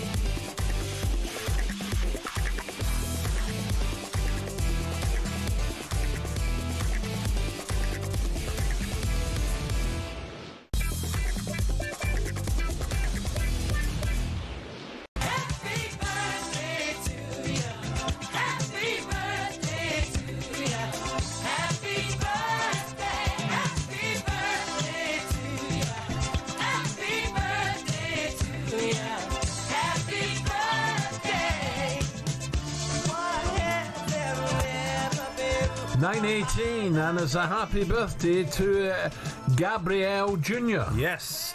Little man, well, not little man anymore, 17 today, so he can finally start his driving lessons. Oh dear. God help all the drivers. And then, Dad, I passed, I need a car now. But Ali's so cheeky. You know, he's saying to me, he's like, yeah, I've been looking at this Mercedes. I'm like, mate, you're going to be getting a car that's on his last legs. The insurance you've got to pay now for kids. I said to him, mate, you're in for a big shock. Put him on the Agbonlahor fleet insurance. No. He's out. He's going to be in a three-wheeler if he carries on what he's asking for. He's getting an absolute banger when he can finally drive. Of course you can. No, you can't. You can. Get him a little Mini. You No. get great deals on Minis. No. But he's cheeky. He's like, I can't drive that. I'm like, what? Well, he's got a bit of pride about him. No. You get what you're given. If he's paying for his own car... Oh, hold on, you get what you're given. You mean, so you're buying him a car as well now? No, I will get him a car. I will help him, but he's going to get what he's given. He's going to get, like, an old car because what the if it insurance breaks down age. in a bad area? Then Uncle Alan will come and take him away. No, yeah, he's going to start his driving lessons, I think, on Monday. You need a safe car, because it's dangerous out there. There's so many dopey drivers. I agree, safe car. But no, he's a good kid. Couldn't ask for much more from my son. No issues with him all over the years. Well, got his head screwed on. It's time now for the greatest quiz on radio. Here we go. Oh no! Isn't that 9:30? Oh, not yet. Oh, sorry. Come on, Alan. Well, what are you doing? Well, they just said Jermaine has made it. He's found the connection. 10 pills you just took. He's found the button to turn his radio on. Right, so where am I going now then? The start to the new EFL season will split, yes? The EFL is back on the talkSPORT network. It's bigger and better than ever before. Back to Ayu, hits it well! 2-0 to Leicester City. Archer goes for goal. He scored! Cameron Archer gives Southampton an unlikely lead. Into the far post, it's headed down and into the net. Brilliant header by George Hurst. He celebrates wildly in front of the Ipswich fans. Gotta love the EFL. And for the first time since 1982, Wrexham are into the Championship. Birmingham City have been promoted to the Championship at the first time of asking. Davies starting his way through, gets the shot away, and Tom Davies has scored for Sheffield United. Van White with the cross right there to attack, and it's in. And Coventry have the goal that their efforts deserve. What brilliant entertainment here on your home of the EFL, the talkSPORT network. Okay, you two smart asses. According to my script here, we should be talking rugby, not doing the EFL. Exactly, okay? So sort your scripts out, right? The start of the new EFL season will be split over the weekends of 1 to 3 of August. For League 1 and League 2 starts 8, 9, 10th of August. In the Championship, the fixtures are released at midday today. Some of the things you need to look out for: East Angling Derby, of course. Ipswich favourites for the league, according to Coral. South Coast Derby, first times they were playing a long time ago. So that's going to be a very, very inviting one. Wrexham Swansea, first time since 2003. Steel City Derby, Blues back in the Championship. What about that, Gab? Who? The Blues. What do you mean who? Leicester, who'll be in charge? Because Rudd is still there, isn't he? Still there, isn't he? Yeah, very odd. But it just shows how I feel every season the Championship is getting more and more exciting. Look at the teams you've named there. Like Wrexham will want to have a go. Birmingham City will want to have a go. Then you've got Coventry still there. Sheffield United, Middlesbrough, new manager, Rob Edwards is in there. So I'm looking forward to the Championship. Exciting season ahead. Right, I was right all along, Gab. Why? I was trying to put it off, but I can't. Go on, Tina, give us it. Come on. You're simply the best. Better than all the rest. Better than anyone. You were a guest of Celtic last time you were up there, so don't I can still like this song. No, you can't. I can't, no. No. So I won't be allowed back. The bragging rights belonged to Gabby yesterday against Sam, the Evertonian. And today we've managed to open another talkSPORT X-Pro as the Gabster takes on this man. Straight to Jermaine Pennant. Dipping! Magnificent! What a way to score your first goal for the club! Well, I've just got to say, Jermaine, I don't know if you've been listening, but Gabby's been slagging you right off. Never, Jermaine. Alan, I expect nothing less. Jermaine's a clever lad. This will be tough. Honestly, really tough. Left school when he was 14, left a car in an airport car park. You know, what is going on here, Jermaine? Why doesn't he like you? I wasn't expecting this morning. Cheers, boys. Right, so we have 3 rounds. If you get a question right, you hear this sound, Ed. Messi Buka. And if you get one wrong, you hear this one. Because I'm thick. So let's get going. This says, round 1, Jermaine, foreign trivia. Gabby infuriated Stuart Pearce back in 2007 when a misunderstanding with Martin O'Neill caused them to miss the Euro under-21s in the Netherlands.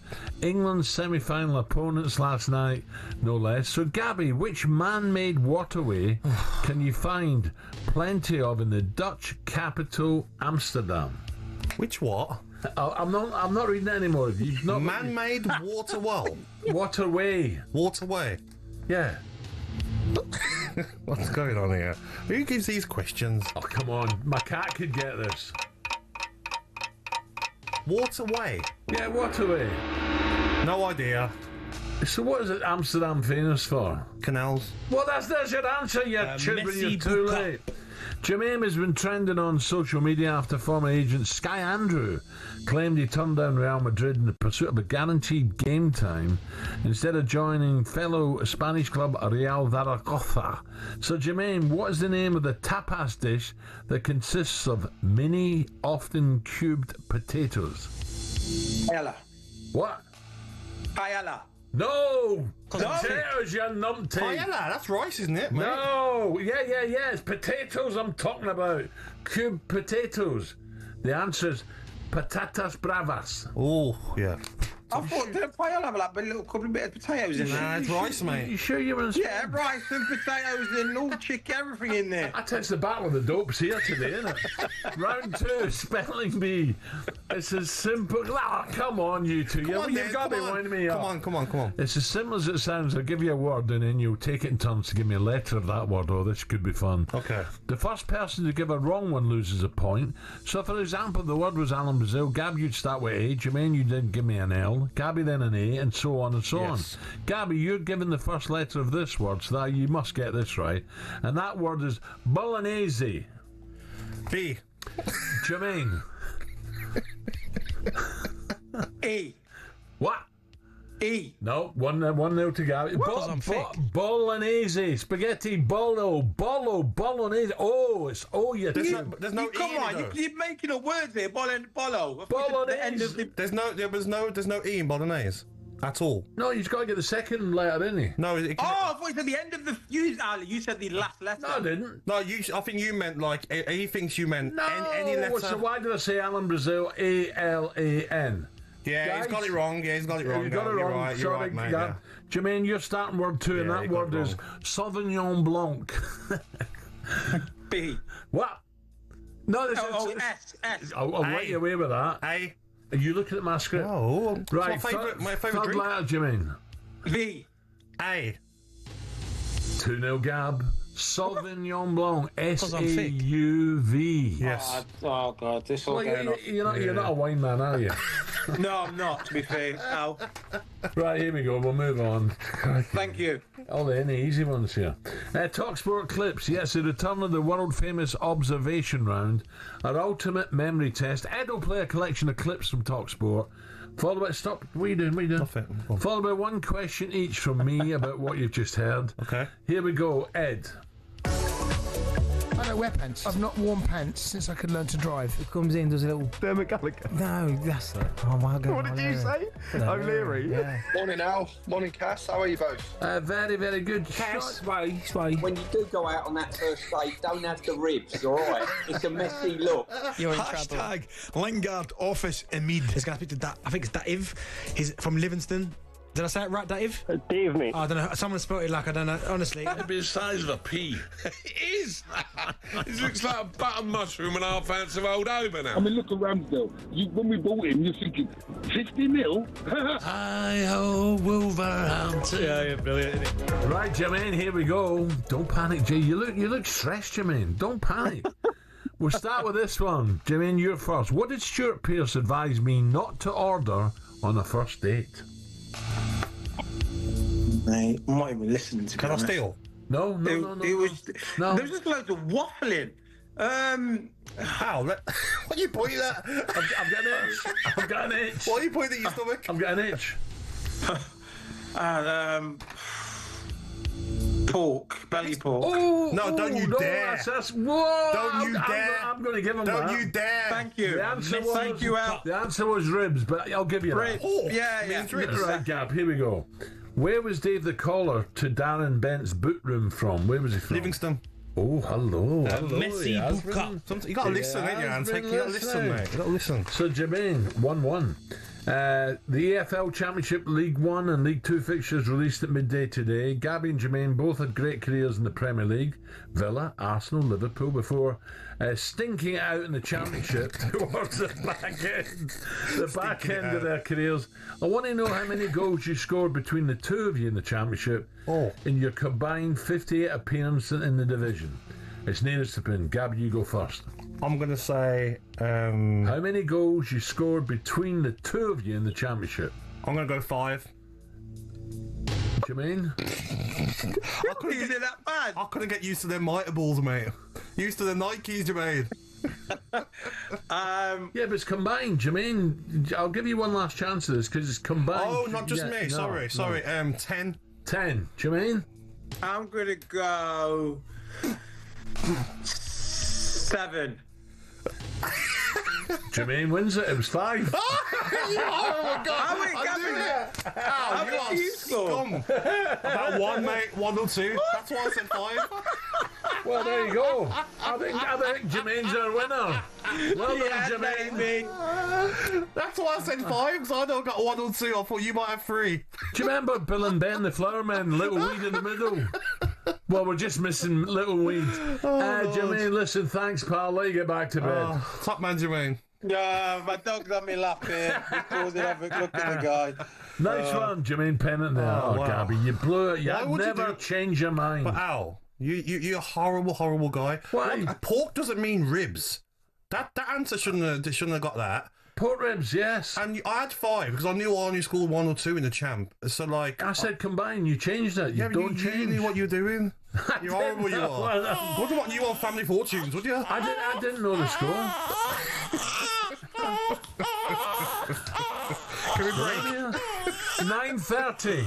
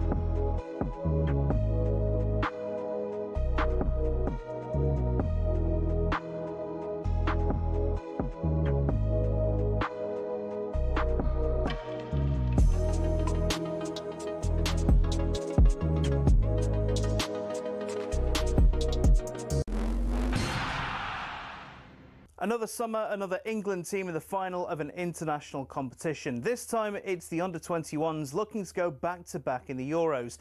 Darren Ambrose on talkSPORT commentary last night was thrilled after their 2-1 win over the Netherlands in the semi-final. The group stage, very underwhelming. They've done the job. They got through, exactly what you want to happen in tournament football.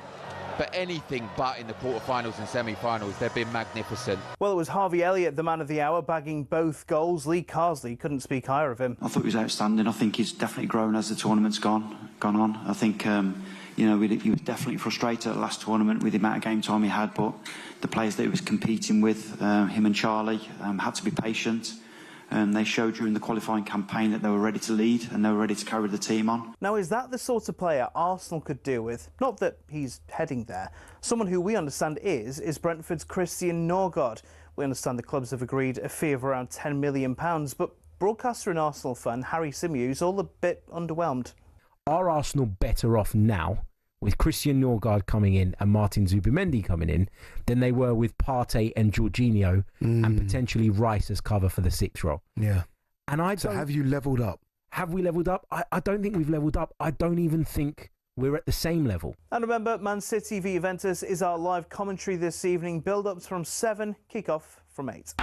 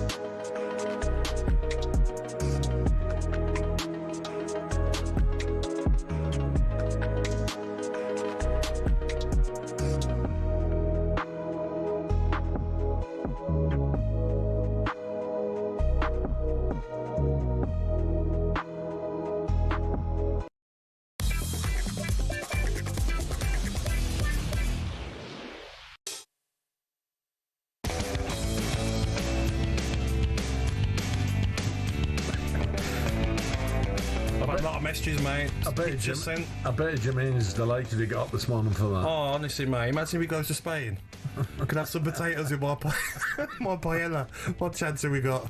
The talkSPORT breakfast with Arnold Clark. Get the UK's best used car deals guaranteed. Now England's young lion are going for the double. Stormed into the final of yet another under-21 Euros.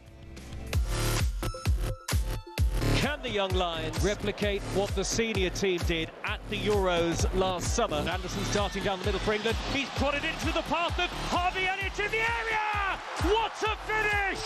Harvey Elliott lashes it home for England! Here come Netherlands as Ohio with an early shot! Oh, what a goal! He's caught out the goalkeeper from miles out! It's an incredible strike to bring Netherlands level. Elliott sprints into an infield position now. Central area, running all the way into the penalty area! What a goal!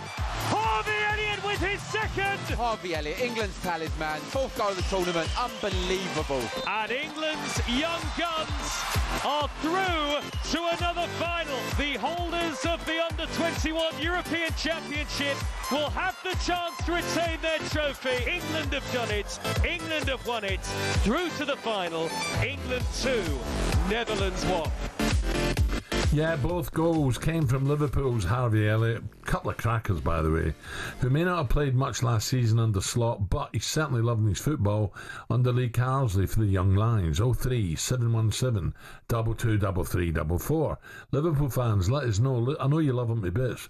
Whether you keep him or let the player go, he needs game time, doesn't he? Earlier in the show, we spoke to Peter, a Liverpool fan, who certainly rates Harvey. Absolutely brilliant finishes. Yeah. The lad's got it all. The problem he's got is there's better ahead of him at the club. And by the looks of things, they're going to be getting better as well. I mean, the rumour, they're after certain strikers, they're after a certain big, tall Swedish fella. And you just signed Bates, who's a better player than him. I don't want him to go. Yeah. But it looks like he's going to have to progress himself. Yeah, that's the dilemma he has and Slot has. So what does former England youth coach Ian Foster, we spoke to Ian earlier, what do you think Harvey should do? He gives his thoughts. I would always advise them if they came to me and asked. You know, I think, like you say, Gabby, there's nothing more important than playing. Yeah. And Harvey's got to find a way to be, you know, in the starting 11 every week. The difficulty Harvey's got is that he's not starting many games for Liverpool last season, and they just signed Florian Wirtz, who is actually slightly younger than Harvey, and 31 caps for Germany, which looks like the writing's on the wall in terms of those central positions. And even, you know, I think Florian's as versatile as Harvey in terms he can play off the side as well. So if he's not getting many minutes last season without Wirtz in the side, I imagine it's going to decrease again. So I think probably the writing's on the wall, but I think what Harvey's done is shown his character and put himself right up there in the shop window. And I think he should be looking at teams qualifying in Europe, not only in the Premier League, but big clubs overseas as well. Yes. Okay, Gab, tell me exactly which clubs the likes of Harvey and James McAtee comes into this as well should go to this summer. I think if you look at Harvey Elliott, like we says, Alan, he's not played enough football last season. 18 appearances, 1 goal. He's got to go somewhere where he's going to be guaranteed football. I think he's better than a Wolverhampton. I know that they're in for him. I think I like a Brighton. You hate the Yam-Yams, don't you? No, I'm just saying I think he's better than them. They're at the relegation end, aren't they? Fighting relegation. I think he's better than that. I wouldn't mind a Brighton. It all depends if he's adamant to stay in the Premier League. Why can't you go and try a European club? Why can't you go to a Dortmund? Why can't you go to a team in Serie A? I think he'll keep his options open and put another top performance in on Saturday in the final. And then, you know, I think any of those leagues, he can go to a top club. McAtee as well. He went to Sheffield United, didn't he? When they're in the Premier League. So he's had that experience on loan already. He didn't play nowhere near enough football either. Only 15 appearances last season. I just think these players have to look at it and say, yeah, I might be part of teams that are going to win big trophies, but don't want to be training all week and going out on a Saturday and starting and feeling like one of the most valuable players in that squad, because you've been there, Al, I've been there. There's nothing better than knowing you're going to start on a weekend. Yeah, getting 6 or 7 minutes here, getting 10 minutes here, coming on for 2 minutes. That's not what you need at 22. At 17, 18, 19, you can handle it. But when you get to 22, nearly 23, you need to be playing week in, week out. Just a reminder, the British and Irish Lions take on the Western Force this Saturday, live and exclusive on talkSPORT, with coverage starting from 10 a.m. over in Perth, and with the tour getting underway, everyone is getting excited here at talkSPORT. A rose, a shamrock, a thistle, a dragon. George North scores the try! The Lions go into the lead! Welcome to British and Irish Lions rugby.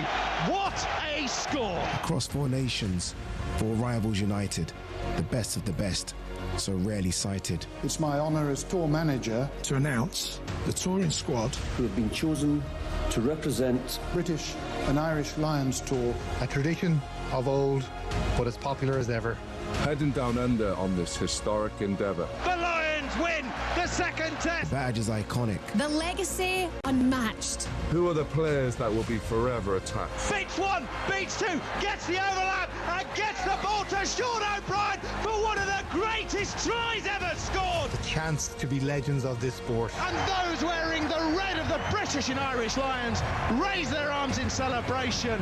They have won the series. And remembered as the 2025 British and Irish Lions cohort.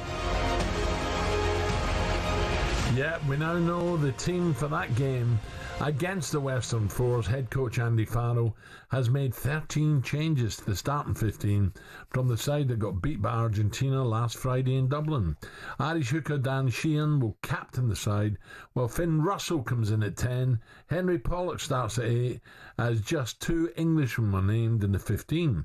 Whilst every day this week over on talkSPORT 2, You can hear Lions Uncaged as we bring you everything you need to know from the Lions camp, including exclusive interviews, breaking news, and some of the behind-the-scenes stories you won't be able to get and hear anywhere else. Don't forget, we'll also be bringing you live commentary of all 3 test matches, plus the warm-up games. And talkSPORT's the only place on national radio where you can follow all the Lions action. Gabby, who's your favourite ever Australian? What, rugby player? Any sport. Any sport? Oh, threw that on me there, Al. Any sport. I did used to love the tennis players. Remember Leighton Hewitt? Remember him? I remember Rod Laver before that. Yeah, Leighton Hewitt was one that I grew up watching. Football, Viduka, Kuhl, top players, weren't they, in the Premier League? Tim Cahill? Yeah, Tim Cahill, very good player as well. Bozzy? Bosnich, ex-Villa, I heard from Bozzy for a while. Has he got the hump with us or not? I know he's not been on. It was after the final, wasn't it? Last we heard of him, after Spurs beat Manchester United. But, yeah, it's a tough one, actually, Al. I might have to go with Leighton Hewitt. Okay. What about you? I'll probably miss some crackers out. Exactly, yeah. You put me on the spot there, mate. Margaret Court was very good. Yvonne Goolagong. Not Wollongong, Goolagong, wasn't it? Yvonne Goolagong. Was it? She won Wimbledon. I'm just thinking the runners. They used to be fierce, and in the swimming pool, they were brilliant. Exactly. They were brilliant. Joe, I did used to love though when I used to watch rugby a lot when I was a kid. Rest in peace to him, Jonah Lomu. Oh, watching him as a kid, Al, like an absolute beast, wasn't he? What's he got to do with Australia? No, I'm just saying. I know he's New Zealand, obviously, but watching rugby, he was a standout. Yeah. Oh, he'd flatten you. Yes. Cool. Right, coming up is Gabby. Is Gabby going to try and break a world record live on the radio? What's this about? Also, he's going to defend his favourite, Garnacho, after Danny Murphy was not happy with the United winger yesterday. Shane Warne. Ah, yeah.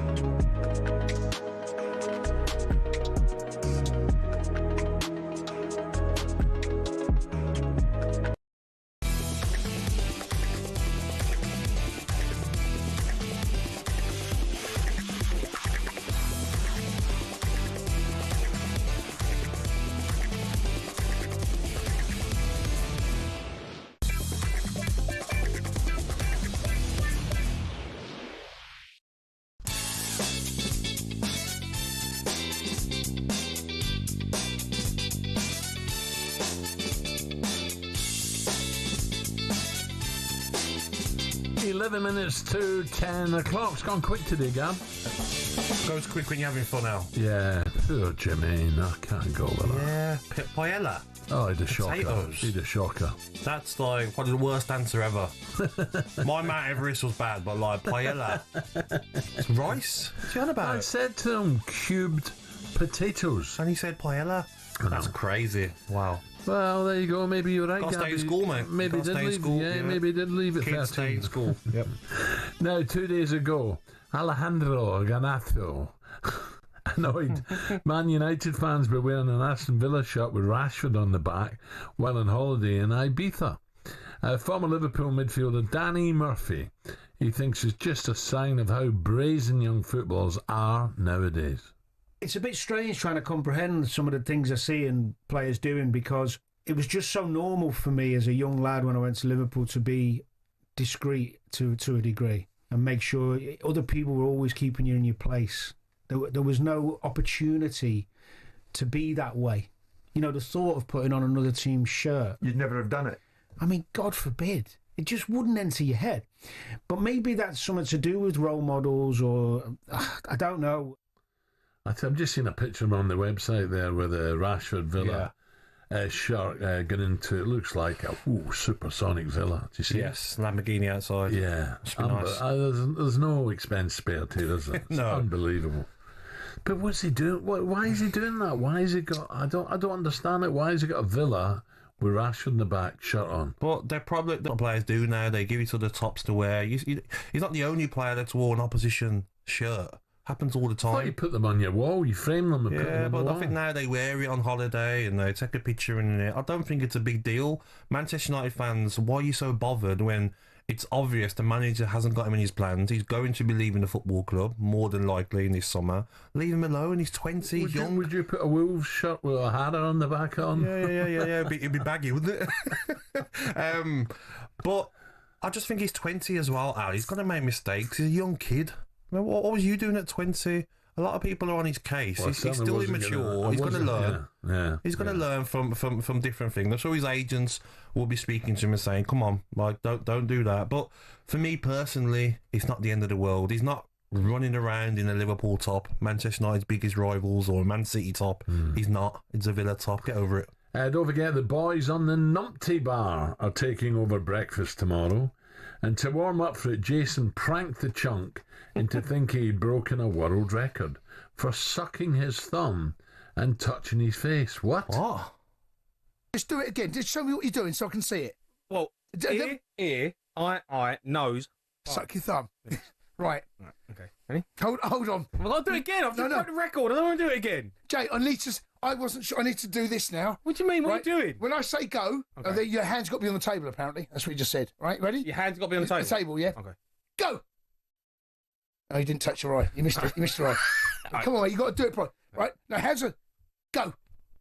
Now, Jay! I know, but you put me under pressure! That's the whole point of it! You put me under pressure, I can't do it! If you want to break a world record, mate, it's not... If it was that easy, everyone would be doing it, wouldn't they? Just a What's going on? Unbelievable. Having the time of their life, aren't they? Candy wakes. He does. He ribs Jamie all the time, doesn't he? Not Timon and Pumbaa, isn't it? You can see the devilish in his face. Yes. Jamie fell for it. Jamie's trying his hardest as well. Gab, so you've got to try and break an actual world record live on radio, right? Here we go. And we're not going to wind you up like that one. We found a tongue twister. Of course. Mrs. Smith's fish sauce shop, and the record for the amount of times that's been repeated in 30 seconds. How many do you reckon it is? 30 seconds. Yeah. 60 times. Mrs. Smith's fish sauce shop. Right, Mrs. in 30 Smith. seconds, the record is 18. In 30 seconds? Yeah, do you reckon you can do it? No. Are you keeping count, Ed? Mrs. Smith. Mrs. Smith's fish sauce shop. Right, Mrs. Smith's fish sauce shop. You're not going to do this. Mrs. Smith's fish sauce shop. Oh, right, God. you ready? Right, tell me when you're ready. You've got 30 seconds starting. Ready. Now. Mrs. Smith's fish sauce shop. Mrs. Smith's fish sauce shop. Mrs. Smith's fish sauce shop. Mrs. Smith's fish sauce shop. Mrs. Smith's fish sauce shop. Mrs. Smith's fish sauce shop. Mrs. Smith's fish sauce shop. Mrs. Smith's fish sauce shop. Mrs. Smith's fish sauce shop. Mrs. Smith's fish sauce shop. Mrs. Smith's fish sauce shop. Mrs. Smith's fish sauce shop. Mrs. Smith's fish sauce shop. Mrs. Smith's fish sauce shop. Mrs. Smith's fish sauce shop. Mrs. Smith's fish sauce shop. Not bad, Gab, but there was a few thistles in there. Yeah, we'll give you. We'll maybe give you 16 there, but there was. I think some of your pronunciation was it not spot on? Yeah. No. Do you want to have a go, Al? No, I don't. Why? No. Can we get? Come on, Al. No, because I've been talking for 4 hours. Al, the public. I've been talking for 4 hours. No, not as much as I have. No, you haven't. Come on, Al. No. Come on. No. Right, look at the time, Gab. So you got a few minutes. Come on. No, I haven't. So there you go. Your wee boy or your oldest boy? My oldest son, yeah. Yeah, you're heading home. There's no debrief. You know what, Al? I think when you get to that age, 16, 17, they're a bit more chilled, aren't they? Birthdays. It's a bit like. Where are you taking him tonight? No, he doesn't want to go anywhere. So we said to him, "What's your favourite meal?" He says, "Sunday roast." So we're having a Sunday roast at home. Simple. Oh. Easy. That at that age, you'd rather go and spend time with his friends on the weekend or whatever. Thai and a bit of Chinese food. I don't think he likes Chinese, but they're not one for eating out. These kids, my 14-year-old's the same. They don't like going to restaurants. So that's coming from you. See, you're the same. You it's just cheaper, isn't it? Eating at home. No. You don't like being in the public eye, Gab. You don't think so? No, you're Isn't shy. that a good thing, though? No, you're shy. Isn't that a good thing, not being a public eye? Well, yes and no. You don't want to give it the large one and flash, but you also don't want to be a hermit. You know what I mean? But if that's what he wants to do, that's what we'll do. So we'll go back. He's been sent his birthday present, so yeah, take it from there, mate. What'd you get him? Money. He wanted money. Oh, did he? Yeah. Not telling you how much, no. I know how much. No, you don't. I'm lying to you. I know much. No, but I think he's got a driving lesson on Monday as well, so looking forward to that. You know what's funny, though? He's like, I want to do automatic. Dad, please let me learn in automatic. I'm like, not a chance, mate. Your car ain't going to be automatic. They didn't make automatics when your car was made, mate. So he's doing manual. He's not happy about that. And the other kids, are they celebrating with you? I don't see them, you said. Well, I thought maybe on a birthday you might. I'll go and get them all. I'll go and get one of my vans and pick them all up, yeah. Now, will they? They will, yeah. Will they? Yeah, we're all having a nice Sunday dinner. Your ex-wife? Your ex-missus? No. Why try to cause trouble? I'm not causing trouble. Why would my ex... I'm not been married either. All right. The mother of your 7-year-old who's happy birthday, Gabrielle. Why? Because there's no need to. She will do something... Oh, she's going out with someone else. I don't know, Alan. What do you mean you don't know? I don't know. You told me. And if I didn't know, I wouldn't tell you. You told me you had a private eye on her. Colombo is Gab. Any sightings? Right. You got something else. Don't forget the Chunk and Cundy are taking over the breakfast show tomorrow morning from 6. Jeff and Ali are back on Monday from 6. They've both been away, haven't they? Ali's already texting saying he loved Gabby's attempt at the world record. Horrendous. He's back on Monday. Good morning, Mr. McCoy, and get well, Jeff. Jeff, I think he'll be fine. Good. Right, and I'll see normal next week, next Wednesday. No more days off? No. Good. No, it's coming up 2 minutes to 10.